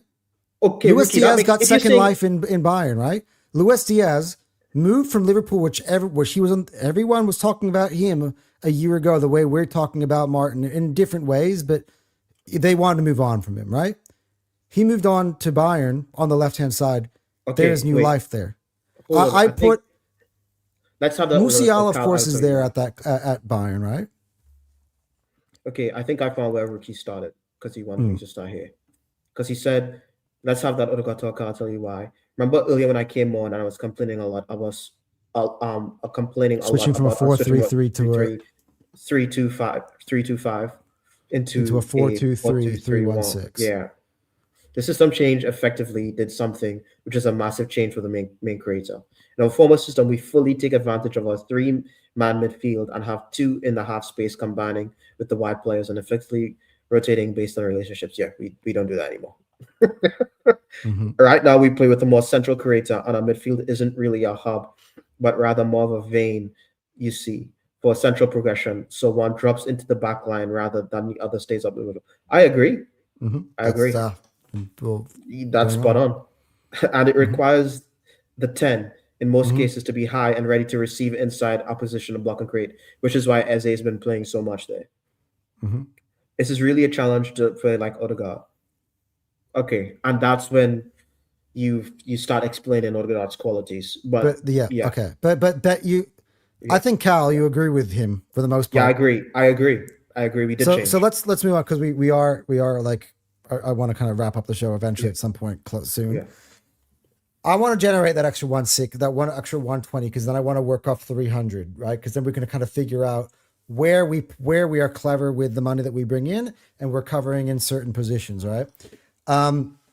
Martin Odegaard for me, right? 2 years left to go on his deal, similar to deals, but I think that in Bayern Munich, now of course I know they got Jamal Musiala, but Musiala's coming off of a major injury. You got Michael Elisea on the left. You got on the right. You got Luis Diaz. But when I look at, as I was saying, when I look at Luis Diaz and how he's kind of had a redemption season this year with Bayern, I think that Martin can go into the Bundesliga and have a similar sort of Luis Diaz type season. And I've heard that Bayern are interested. I've also heard, by the way, that Barca are interested. I've also heard who else? That PSG. I heard that PSG had an interest in Martin. Now, those three are good suitors that can bring up some good money for Arsenal. Question is, does he start in any of those midfields? Bayern, No, yeah, that's the Bayern. thing. I think he could take Musiala's spot. Musiala's overrated. I think they offered you different things. I think I see Musiala and Odegaard similar to Odegaard and Eze. Yeah, Odegaard is unfortunate that we have adapted our system, and also think of Odegaard. Ben White's not being there also doesn't help because the Mm. Ben White Saka Odegaard Saka also. trio. Yeah, I mean, let's be fair, right? When Madueke and Timber were there, which they were for a good chunk of the season because we're so missing that Saka, and there's no missing link up White, between Odegaard and there those was guys. nothing. Yeah. And that was, by the way, part of the season where Martin went missing. Mm. Where I was like, where are you, Martin? Right? Like it wasn't until remember Saka was out and we were like, where are you, Bakayo? I was sat here on the stream. Where are you, Bakayo? Are you on the couch? Right? Madueke was playing that whole time, and Julian Timber was playing till a certain Yeah, point. But you're right. Martin doesn't work well with either of them, which is hence why Arteta goes, not as a you're up, man. You know, and, He's and not. as he took the opportunity and by both, I think that's right. Ruki's right. We changed. We changed to from having a right 8 to having a 10 Mm. to suit Eze, right? Which is why Morgan Rogers for me is Arsenal's number one target. Well, the reason why we don't do that is because Timber doesn't overlap. So Timber's, which is annoying. So Mm. Timber's like cutting in the inside. Saka's also on the inside, and it's just super crowded in that area. So there's no triangles really. And you know Odegaard, he wants to scoop. He's a little scoop move and find Mm. his advancing fullback that's Yeah, running in behind. And yeah. Timber doesn't do it, and the scoop just goes out of bounds. Like, And Timber's just running into Odegaard as well, running into his yeah, position. yeah, And also true. Odegaard's not strong enough to play as an eight for us. He's not. He doesn't have the Yeah. physical attributes. Arteta just wants like muscle meatheads playing in Mm. the midfield. Yeah. Technical meatheads. Like if Arteta could play with three Patrick Vieiras in the midfield, he would. Mm. All right. Let's move this on. How much? Because I want to get on to some other guys that we can sell. How much do you think Martin Odegaard would get us in the market in this 70 this mil. window? 70 70. million, 70 million pounds. So we got 50. That takes a huge chunk out of the 120 we need to get. That I feel like between 50, we'll go Trossard now. apparently 17. That brings us down to 30, 33 now? Can we get Martinelli? That's the other guy. Can we get Martinelli for around 33 sold? Pardon? Can we sell? You reckon we can? So you said Odegaard for 70. Yes. That leaves 50 left for us to get to that 120, right? Yep. 17 is going. We're getting back from Trossard where he's going to. Was it Galatasaray? No, Besiktas. Yeah. Right. That leaves us with 33. The guy who scored the winning goal today for Brazil. Higher or lower does he get sold for 33 or higher or lower? He gets that's a 50 piece. So there you go. 300. Let's call it a 300. But even at this, let's say it's like 315. If you need a, if we're selling Odegaard, I'm starting to wonder if we're going to sell Martinelli. I was always doubtful that we sell them both. This is where we get, because I think we got 315, 300. This is where we're gonna figure it out, right? Let's do this transfer. I said budget. 50 million, not 30. 30 million is like, okay, you guys are the worst sellers in the history of mankind. Come on. I said 50. You know what? I would even bet on the low end. Newcastle. Give me Bruno for 30 plus Martinelli. The thing is, it'll save us some time. We just I don't believe in us selling for big money. But wait, I just want to see Martinelli. What's his? They have him at 45, so around 35 million actually. I think it'll go higher in this market. The problem is people aren't chomping at the bit for this guy. Yeah, they're not. Hey, but today could help. Today could help. Like, maybe. Yeah. So I think between for me, our plan always of Trossard, Martinelli, and Odegaard out works. Yeah, that's basically what we figured out. It gets us to 300 around, let's say 300 million pounds, right? 85, I think. Let's do this, right? 85 million goes on, or 80 million, let's say 80, goes on Bruno. That leaves us with 220. So with a 220, we need to cover 2 left wingers and a 10. And a right back. Yeah, never gonna happen. That's where Morgan Rogers becomes ridiculous, because if you lay out 130, you got 90 left. You're not going to get Barcola. Even best case scenario, man. Like, even if I'd say you get Barcola for like 100, which I don't think he sells for anything less than 100. Anything less than 100. Let's say you get him for 100, and you get Barcola for, I don't know, 100 as well. Then you have nothing for your right back position. We're not going to get them both, man. We're going to get... Oh, but there's Christian Norgard. So if you wanted to flip Christian Norgard...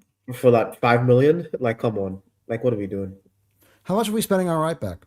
Like, what's the level? I want to take a look, actually. I think we spend, like, 20 million on a right back. Some kid. I mean, if you look about it, though, Cal, last summer, what did we buy Mosquera for? Like, you could also do an Hincapié-like deal where you get a player on loan with a obligation to buy. They're gonna have to and let's be honest, that's the other trick, the ANDREA BERTA trick that I know we can do that. Oh yeah, you can minus 35 million from that pot. What do you mean? We just bought. Oh yeah. Hincapié. No, but also I'm saying, if you need to write a right back, you can do the Hincapié. You can do the Raya, where you do the loan with the obligation to buy. Hot pepper salad. Yes, I know they want 116 for Barcola and 130 for Rogers, but no one pays the asking price straight up. People negotiate. We can negotiate that sort of thing, but I think we spend around 100 million for both. If we buy both of them, it's gonna be a combined of like 200 million at least for me. For me, Cal? Whether it is whether we get a deal for one and we have to overspend for the rest. Like if the combined fee will always be like 200, and I don't think we spend 200 See, for me, on that. Cal, the reason why I've already included, like for instance, Bruno in this is because I actually don't think that there's one of our other targets will be less than 80.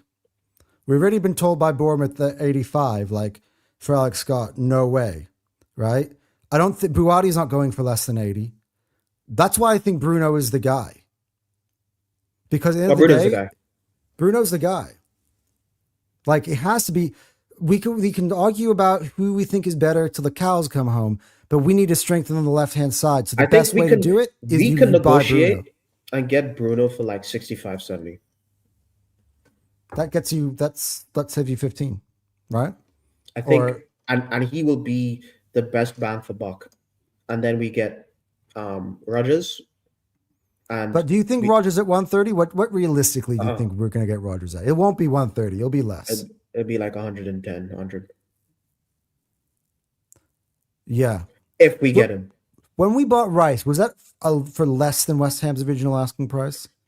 Didn't West Ham want Yes. 110, and it ended Yeah. up being because we did also remember what you also can do is We added bonuses. add bonuses, which takes it off of this that 300 is from your base fee. So what Arsenal can do here is, and this is us really getting really technical here, we can take off some money off the base fee and add and sprinkle it into incentives, into Except bonuses. our bonuses aren't bullshit like other clubs though. When we say you get an extra 15 million for winning the league, they're getting the extra 15 million for winning the league. So it But might as that well be gets the counted freaking. on to next season. Oh, does it?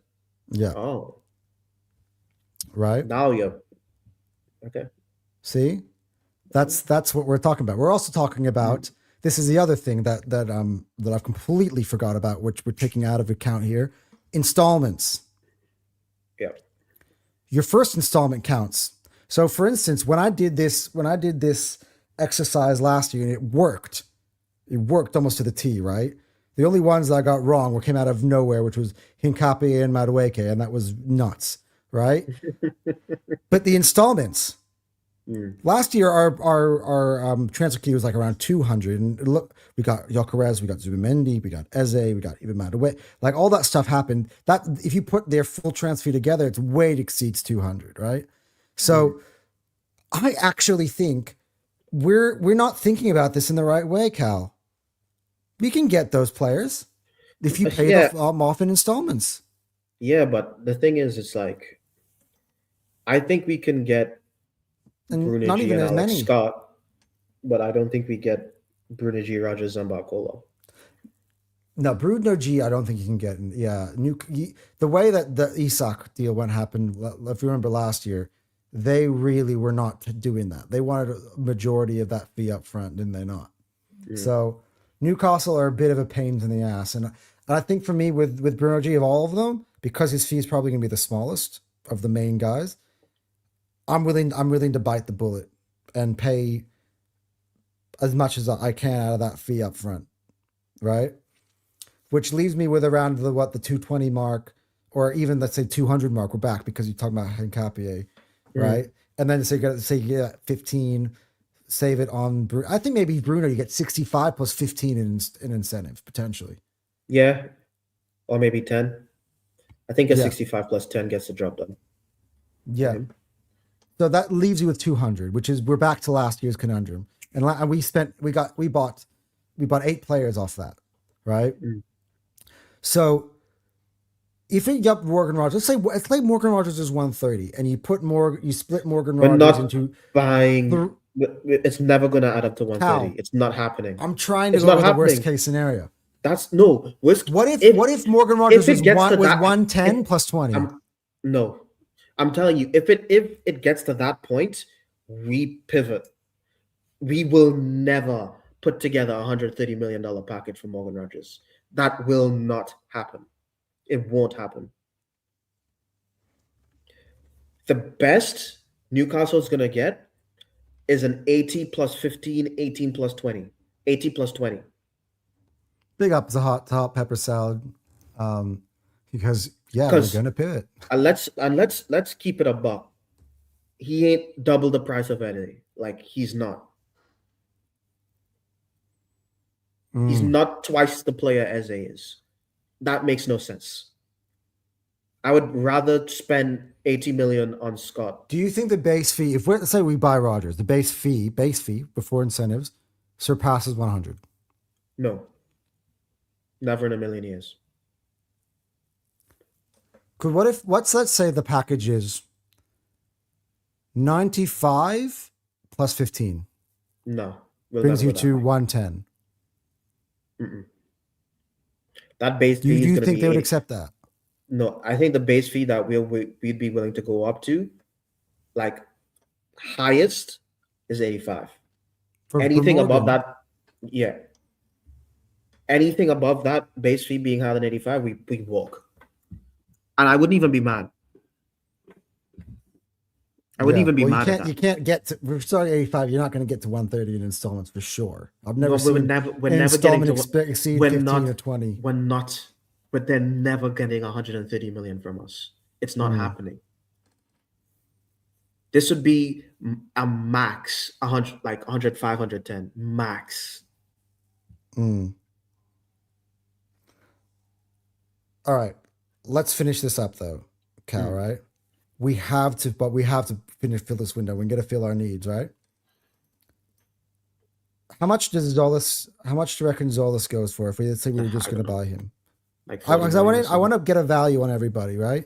Like Barcola 40. we got 116. I actually think, by the way, I think 116 is achievable for Arsenal if we really went for Bark. Like that, I think it's fair, especially if you're doing it with bonuses on the 116 end. for Barcola in a I think we can package. get that done. We could get that done. We could get that done. 130 for Rogers? No. If 116 has to be the package, by the way, it cannot be Anderson where 116 is the base fee. This is a good point. The only issue with Vinny Jr. for me is that I don't know if he's an Arteta player. Not only that, he's done 500,000 a week. Yeah. I'd do it. They want to get rid of him though. I think we could get Vinny for lower than The that. confirmed price of maximum. Oh, that's why. No, it's not 116 for Barcola. So yeah, I think what Ruki's talking about is the maximum Arsenal is willing to go. I don't think that's what PSG rate him rule. No, about. but he says confirmed price for Barcola. So he's saying what Arsenal's price would be. What are the max Arsenal's willing to go? Which, by the way, from the get-go, I knew 85 would not get you Barcola. By the way, No, that was never getting 85. Even Barcola. before today, I knew that would never get that job done. No. Guys, let's be real. Let's be real, right? Diamande just We're went not for freaking. we're 100 not million. You think undercutting any of these Barcola's- clubs to that you think- much. you We're think not Barcola's gonna undercutting. get those We're not prices? getting Morgan Rogers for 85. We're not getting Barcola for 85. There's no way in hell that we're undercutting those teams by that much. Like 95, maybe we're talking. Like for me, Barcola, get them even a straight 100 with 16 in incentives. I think Arsenal could do it and pull it. And here's the thing: it's not about Arsenal. If we put that on the table, do we value they that will- player that much Yeah, that we yeah. would do it? I think It's not that we can't do it. I think we should do that for Barcola. I think if Should we if you lock were it to in? Because tell I me- feel like you saying that's the number one. I feel like we I got to think- lock that into our thing because I'm telling you right now. If you were to tell me 116 for Barcola or 130 for Rogers, 116 for Barcola. Like let's in terms do it. of, I know. I think it's worth it. I think it's more meets the evaluation, and we'd be more willing to do something like that. Yeah, again, it's not about if we agree that we would want to do it. It's would the club do it? We're trying to figure out where the club will go. No, but it's right? both. It's both though for me. I also think there's a little bit of a sense of urgency because now the Diamande domino has dropped, and Liverpool are also wanting Barcola. So that's also an interesting part in terms of does that create some sort of a bidding war? How badly does Liverpool want? What is Liverpool value Barcola at? Right, but for me, I feel like Villa, having said what they have said, moves Morgan Rogers a little bit further back. Yeah, I think I'm going. that Morgan Rogers thing might just be. We might have to like fade away, throw it in the bin, bros. Because I don't Yeah. like if they don't All back right. off that price. The only way we get Rogers now is if Rogers throws a tantrum. All right. So we've locked in Bruno G at 65 plus 15. All right. Mm. Basically, right? That's what we're thinking. Yeah. And I think there are reports going around basically. That's what people don't understand about some reports, and Newcastle fans are a little bit thick, right? They'll go 65. 65 isn't good. That's so. It's like 65 is your base fee with bonuses. It's not. It's like you see 80 in one report, and I see 65 in another report. I go, 80 is the total package. 65 is your base fee. And to be honest with you, So like when we're heavy favorites to win the league that season, if we win the league, it's like, come on. all right, I'm actually It's not like when other clubs do it. You know what I'm saying? Even though they might want appearances. To be honest with you, if if I was Newcastle, I would prefer the win the league package versus the appearances package. Honestly. Oh yeah, to be honest, he's coming off of an injury prone season, so for sure I would. All right, I'm actually just gonna write this down because we're gonna actually. So we've decided that after all the sales, we got 300 in the bank. You mentioned 35 for Hincapié brings you down to 265. But then we paid 65 straight up for Bruno, which brings you to 200 left. Are we willing to spend half of that on Bradley? But by the way, when we say half, I imagine that Bradley Barcola, you buy Barcola, let's say, actually can imagine you can do this actually. Barcola will be the big money signing. What's divisible? This is, see, here's a go. This is what, if you look at last year, by the way, most of the fees that BERTA bought were divisible by 3 because he likes to split the players up into 3-year installments. So 105 divided by 3, I knew it. He'll pay 35 a year for Bradley Barcola plus 11 in incentives, plus 11 in bonuses for me, which brings us down to 165 now. I'm locking in Bradley Barcola with 165 left. But we won't do it like that though. They would, 100%. I guarantee you. That's how they spend the funds, but that's not how we say. That's not how we'd say the budget is, because if we do every player like that, we can literally get comes all off of for them. this season. I know what you're saying, but if we do it like that, we can get like 600 million players. Like, come on. Well, we did that last year. That's what I'm saying. We did that last year. And by the way, when this budget comes up 300, that is after they've removed the installments that they are owing for the players we bought last year. That's already been budgeted in before this, right? This is the excessive, right? So it's like you have your bills and then you have the other money that you can free to spend, right? The bill's already covered for, right? So that's not even in this equation. That's why I believe what it would be around 35 for 3 years. Probably would end up being 46 by the end of the year if you play the 11 incentives, which gets you to 116.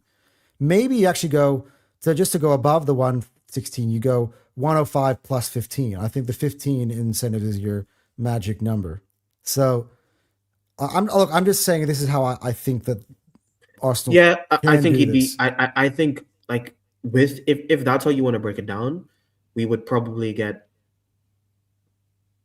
Bruno G, Barcola, Zolas, and a right back. What do you think about that?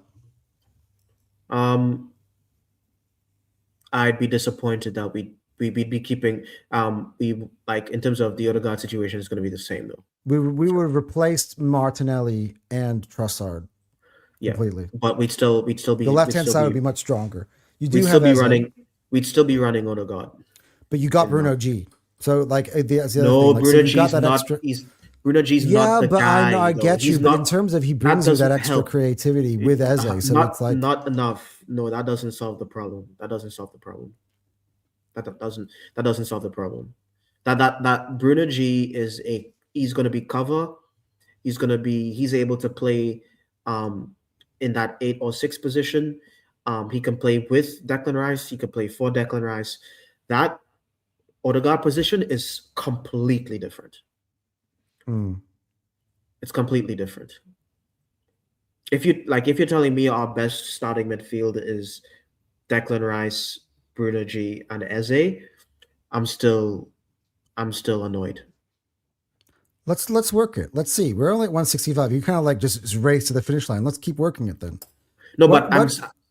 I'm Yeah. telling you, I with these prices, like if we sell Odegaard as well, we probably get Alex Scott 1 second. instead of Tell instead us of what was the Solace package? Because okay, this was the David Ornstein report, by the way. Arsenal are willing to pay a region of 35 million, approximately 40 million in total package. Oh, sorry, 46.3 million total package to get Zolas. so he's at like So 50 million. so Zolas, I don't think goes in huge installments because I think the base fee is literally the installments for Barcola, right? So you get Zolas, I think it's 35. That brings you down to 130 left now. So now you got Barcola and Zolas. You still got 100. Now 130 is a significant number because that gets you Morgan Rogers. What in one hit? If you And That's then right. No. but then what That's about what right I'm back? saying though, Cal, right? It's Then not what going to about be in right one back? hit. Oh, Right. It's not going oh, to be in but one hit.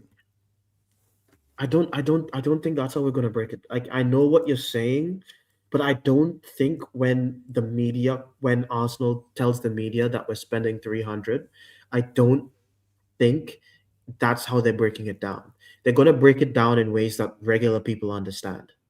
They're not gonna go through all these installment things. I mean, it worked out last year. They didn't I don't even know. they didn't even get the sales done that they wanted to last year. Most of those dudes went on left out on loan, right?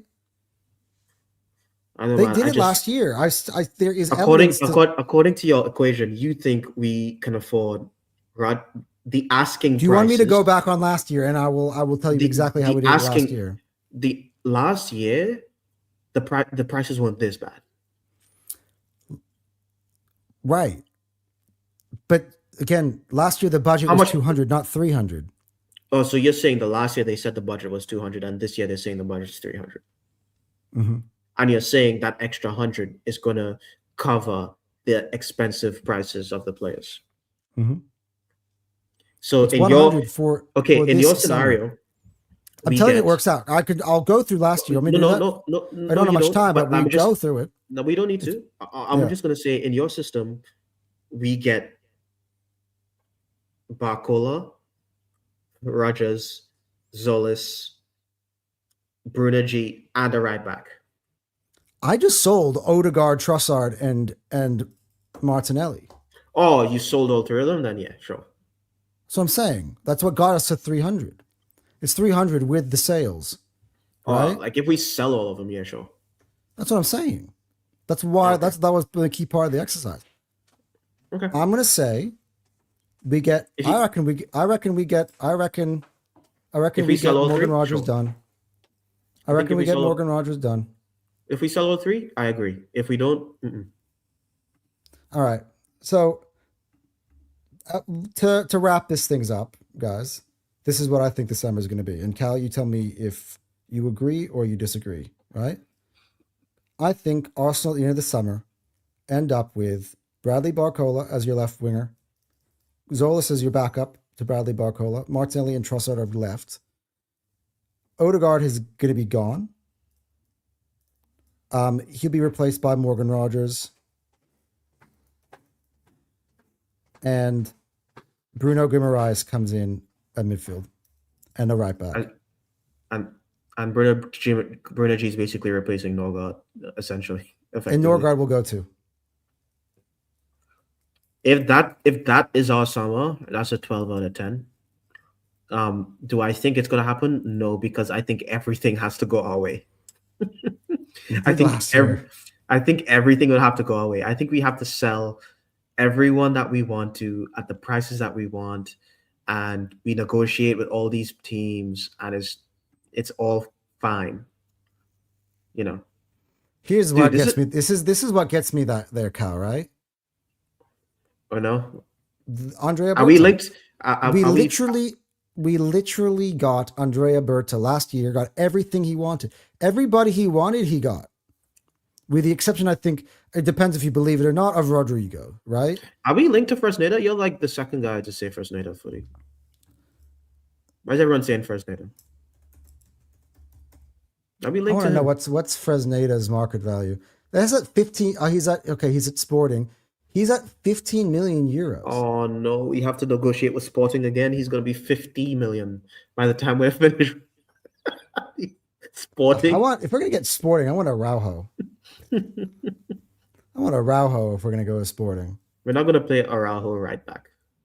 No, left back though. But yeah, anyway. Dude, we spent 30 minutes me trying to convince you that we don't need another left back. That's because I'm a massive Maximiliano Araujo fan. So Maxi Araujo, by the way, is 35 million euros on the market, so around 25 million pounds.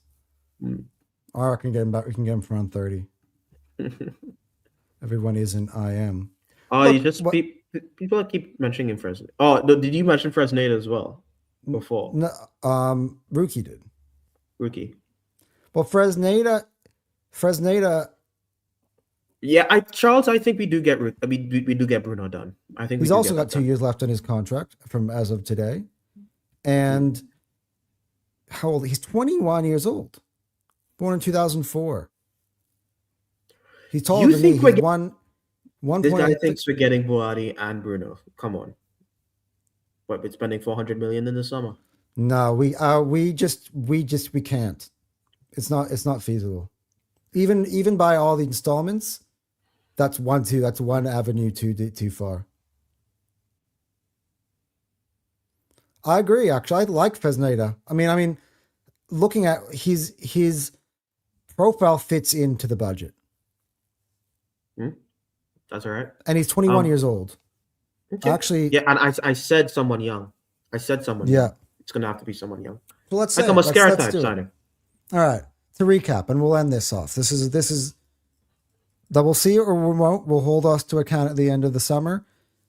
And again, probably two of them will be wrong. I'll probably get 2 of them wrong, like I did last year. I got 2 of them wrong.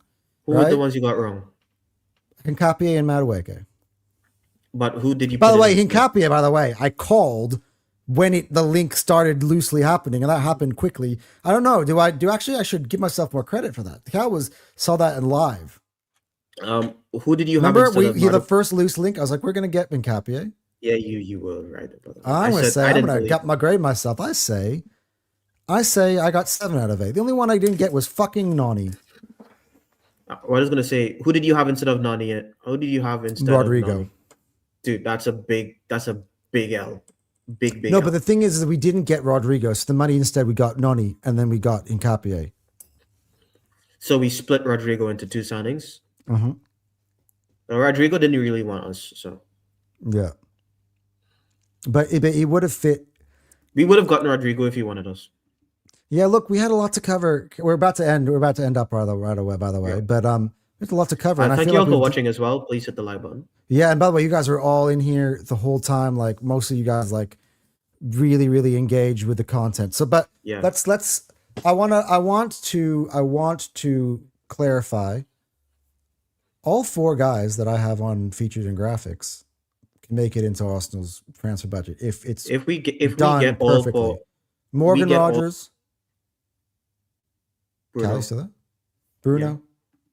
Bradley, Garcola, Zolis. And I think, by the way, that fixes our attack and our midfield issues as well. And it holds up for the Rice. The only thing we need there is a right back, and if it's this and the other one, kid. By the way, I don't have one because everybody else is Ivan Fresneda. Yeah. So like Phantom, big up. That's how many signings? 5 signings? Yeah. I think that gets the job done. That'd be an 11 out of 10 window. That is a guaranteed title. Like, wrap it up, put it in a bow. We don't even need to think about the league. With that. Big up chat. Make sure you're liking it. Let's make lecture. Look how much deep research me and Cal did into this.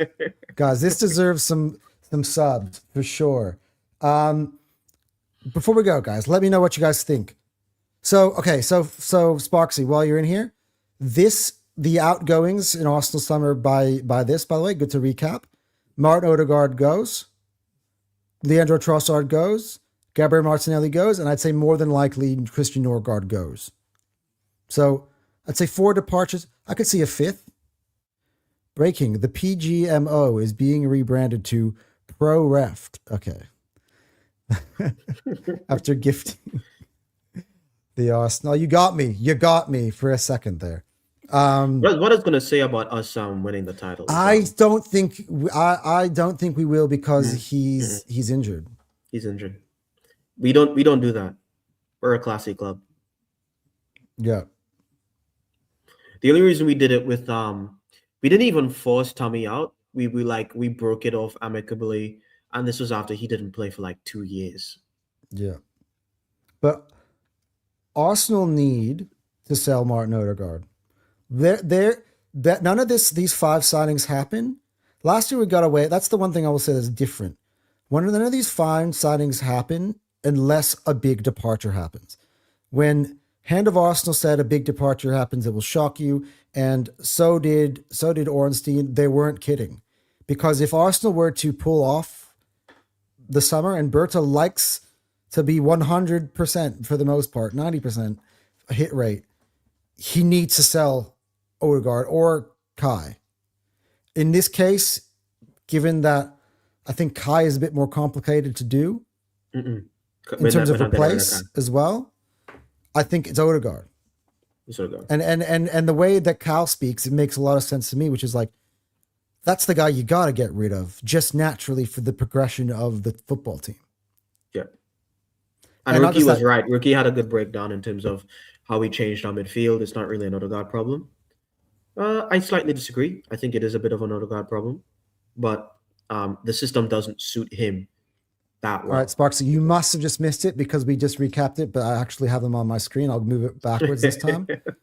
Chris Gonzalez comes in to replace Leandro Trossard. He'd be your backup left winger. Barcola would come in as your starting left winger. Bruno would come in as your starter next to Declan Rice.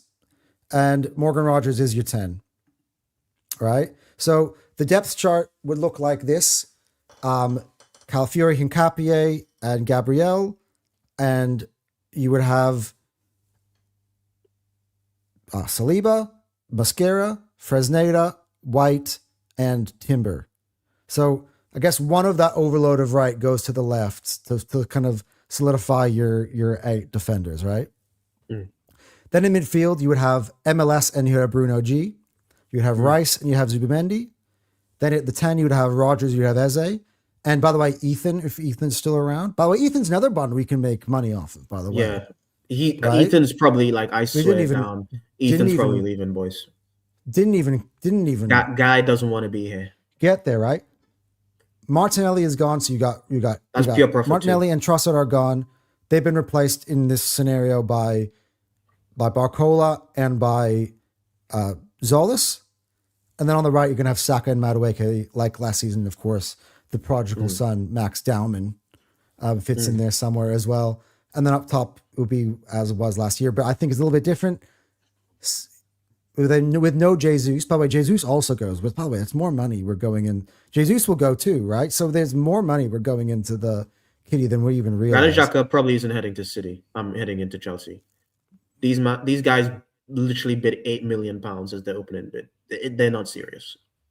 They're not serious. So I think up front you say it's Gyökeres, it's Havertz, and it's Marino. We've moved Marino back basically to the striker to replace Jesus and accommodate MLS moving into the midfield. And also we didn't mention any specific right backs in the official thing, but Fiddy was saying who Fresneda. So window guy was here.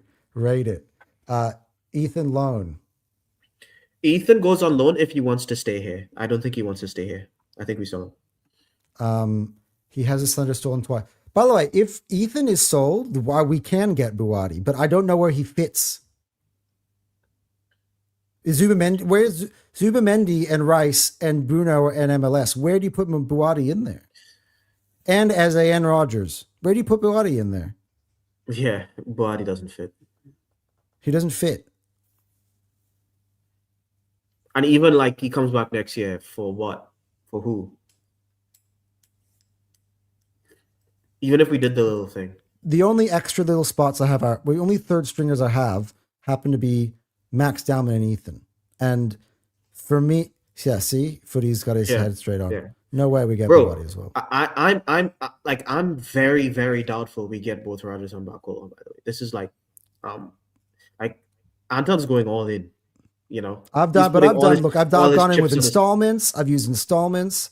I've used the bonuses. Anton supercomputer has done his calculations. He's put all his chips on the table. He's not folding. No, I folded.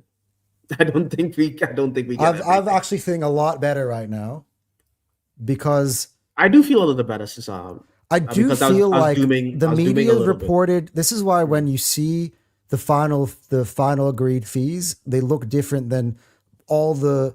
I'm going to say call this threats that get. I don't know what the word is, right? That the media narrative soundboards that get put out by the clubs. The final fees never look like that. Generally, because the negotiating because the Whoa, buying club has got smaller than the Fab just selling spoke club. about spoke about Buwadi. Manchester City has held initial talks for Ayu Buwadi as a potential target for the future. There are four clubs involved. PSG not advancing yet, having different top priorities. Man City keen on Buwadi with the possible plan to let him stay at Lille until the start next season. So City are the only one willing to spend the money and let him stay. Mm, By the way, this also fits my running theory that they have a transfer ban. yeah. Because if they get a transfer ban, this makes sense. Mm. This is perfect because they have to stock up on players. They have to buy. I swear down, come back to this stream. Once we get the 115 verdict, they're gonna get a transfer ban. And the league is literally just allowing them to stock up. By the way, if they were innocent, because they already know the verdict, they said they didn't want to say the verdict during the season to disrupt the season. If the verdict was they were innocent, it wouldn't have we're already running as if they're innocent anyway. Like nothing would have changed to say, like saying the 1-on-5 doesn't matter in the middle of the season doesn't disrupt the season. Okay. Saying that they're guilty in the middle of a season does Mm. disrupt the season. They're guilty. They're 100% guilty, and they're gonna get a transfer ban. They're stocking up. We'll see. Look, how do we get access to the Anton supercomputer? Is it a subscription service or? Yeah, you know what? I gotta say, guys, it is very nice being able to, for the Anton supercomputer to actually be able to speak. Because I try to do this like in other platforms, I get cut off, and people are like, "No, Anton, you're being ridiculous." Blah blah blah. Like I said what I said last year, and I stood by it to the end, even when it started to look dicey. Like I thought it looked like Eze was gonna go to Spurs, and I was like, "No." In the end, Berta just like honestly, I gotta say, like the much research I've done about him, and I can't believe that he was only at Atletico Madrid and nowhere bigger before we got him. But I think he's in terms of at least the Premier League right now, and maybe I don't even know because City they just splash the cash. Berta knows how to distribute the money, and he knows how to negotiate teams down. He knows how to get player buy-in, and that is for me is what's important. What I'm one thing to remember about Morgan Rogers' situation, right? Which is why at the end we fit it in, is because Morgan Rogers, we know 110% wants Arsenal. And He's as not gonna long get as a that bigger is the move. truth, as long as that's the truth, Arsenal have got leverage. Yeah, we can wait. We'll wait. We'll focus on Bruno G and other stuff. By the way, according to Gunner blog, he believes that a deal can be struck at around 65 million, but Arsenal are still deciding whether they want to submit the offer. For Bruno G. Yeah. Okay. So that's Gunner blog. So 65 million is that if that is again, I think it's that's the number that we said. 65 plus 15, I think gets that done. 65 plus 10. Okay. Either way. I don't think they probably don't hit the full 80 million for that. Yeah. Anyway, guys, it has been a good show. It has been 2.5 hours. So, yeah, thank you guys, everybody. Len, this is Thank you one for of my tuning in, favorite boys. streams of the year, to be honest. We get to really kind of break down the transfer window is really hit into full swing. From this forward, we are going to continue with our weekly transfer show. Mm. But we're going to be focusing more on the news as it comes, the big stories. It's more similar to kind of our show last week, where we're kind of just reacting. And I think maybe we'll try to do this, Cal, right? If any big Arsenal news hit, we'll try to do a show as quickly as soon as possible from then. Yeah, yeah. Rather Like than kind for of the here we goes. the here we go. Yeah, well, we did. That was our first ever show. Was a here we go show. Yeah. So I think we do one. I think we do one for the here we go, and if no here we go, or if there was weekly. one really big one, like he's really like when you knew that he picked Jokeres and not Sesko, right? That was a big night for me, right? Stuff like that. So you'll know it when it happens. The big news drops. Look out for us. Keep your notification bells on. But yeah, the World Cup will be back. I know Jake just had a show, which I went over. So go check that out. It was an amazing day of football, at least from an Arsenal perspective. Another one comes Saliba against Jokeres coming up today, so that's gonna be interesting. One of our boys is coming home. I gotta tell you, right? Yeah. Hopefully Gotta not tell you, injured. right? So I prefer Saliba to come home now. Get your back surgery, and it's not happening. I'm telling you right now, France is winning. France is winning this World Cup. But if Sweden, Argentina's if Sweden fucking did it today, and Saliba comes home now, Sweden beating France would be the biggest upset this season. I mean, of the World Cup period. I mean, Paraguay over Germany. I mean, come on. Germany's not that good. Like Paraguay. Honestly, in terms of during this tournament, in terms of level of play, like France look head and shoulders above everyone else. 65 it's not is just because of the fake RC. What's RC? Release clause. Sorry, no Saliba. France need it. Saliba will be taken care of. Don't worry. Charles, are you French? I mean, look, I don't care who wins the World Cup, to be honest. I mean, I'd love to see it to be England, but I don't really care. It's not like Arsenal, right? To be honest with you, I mean, as long as it's not Portugal. I don't want Portugal to win it. I prefer if Argentina. I like Messi so much. I wouldn't mind him winning it, but I hate every other Argentinian on the team. So yeah, I'm a bit torn with that one. Portugal, anyone but them. And look, I would like England to win it. I just don't see it happening. I actually think England have got their hands full just with the Congo. Not the Aussies? Come on. You know what? I think Aussies can beat Egypt. I think Aussies can definitely beat Egypt. I was in Staffy's stream and he's like, "Oh, Australians are favorites against Egypt." It's like, dude, have some shame. Like, we're not favorites. Australians are favorites. The bookies' favorites. Yeah, they are. Versus Salah and Marmoush. Salah is hurt. He's not playing? He came off injured in the last game.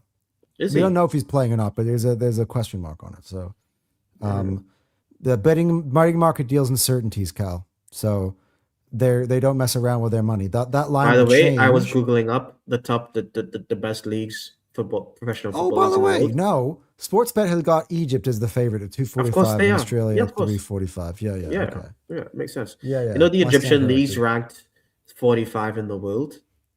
The Australian league is ranked 55. Like, we are shit. Like, we are really bad. The A League. Yeah. Oh, 55. Hey, A League is on FIFA and the Egyptian League is not.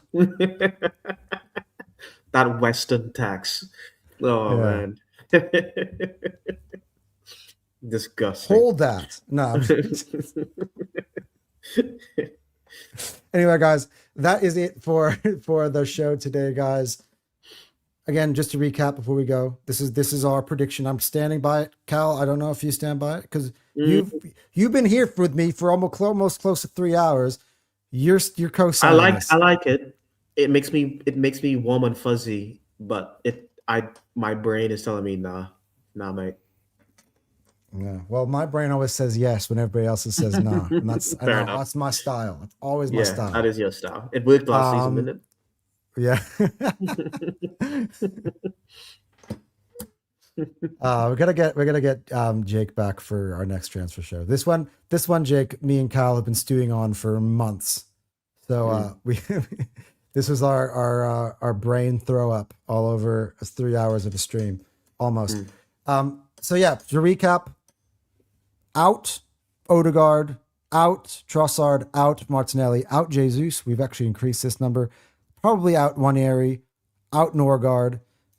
In we've got 5 players: Rogers, Barcola, Bruno, who's it? Solis, and Fresneda, or a right back. It doesn't. I am not actually married to the all right back. Fresneda is like Yeah. the name I've put here because everyone suggested it. Right. I'm not hold me to that name specifically, but a right back, I do believe, comes in. And look, I had Araujo on my list. Cal talked me off the ledge. So I got help this time. I got help, which is good. That's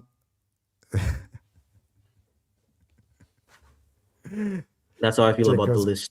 warm and fuzzy. All right, guys. We are out of here. We will see you when we see you. Keep your notification bells turned up. Definitely we'll have transfer show next week. That's if not, no, ANDREA BERTA does a madness because tomorrow, in fact, in an hour and a half now for me, for you guys at least tomorrow more, it's July 1st, which I believe really is the true official start to the transfer window. So let's see what happens then. Until next time, guys, we out of here.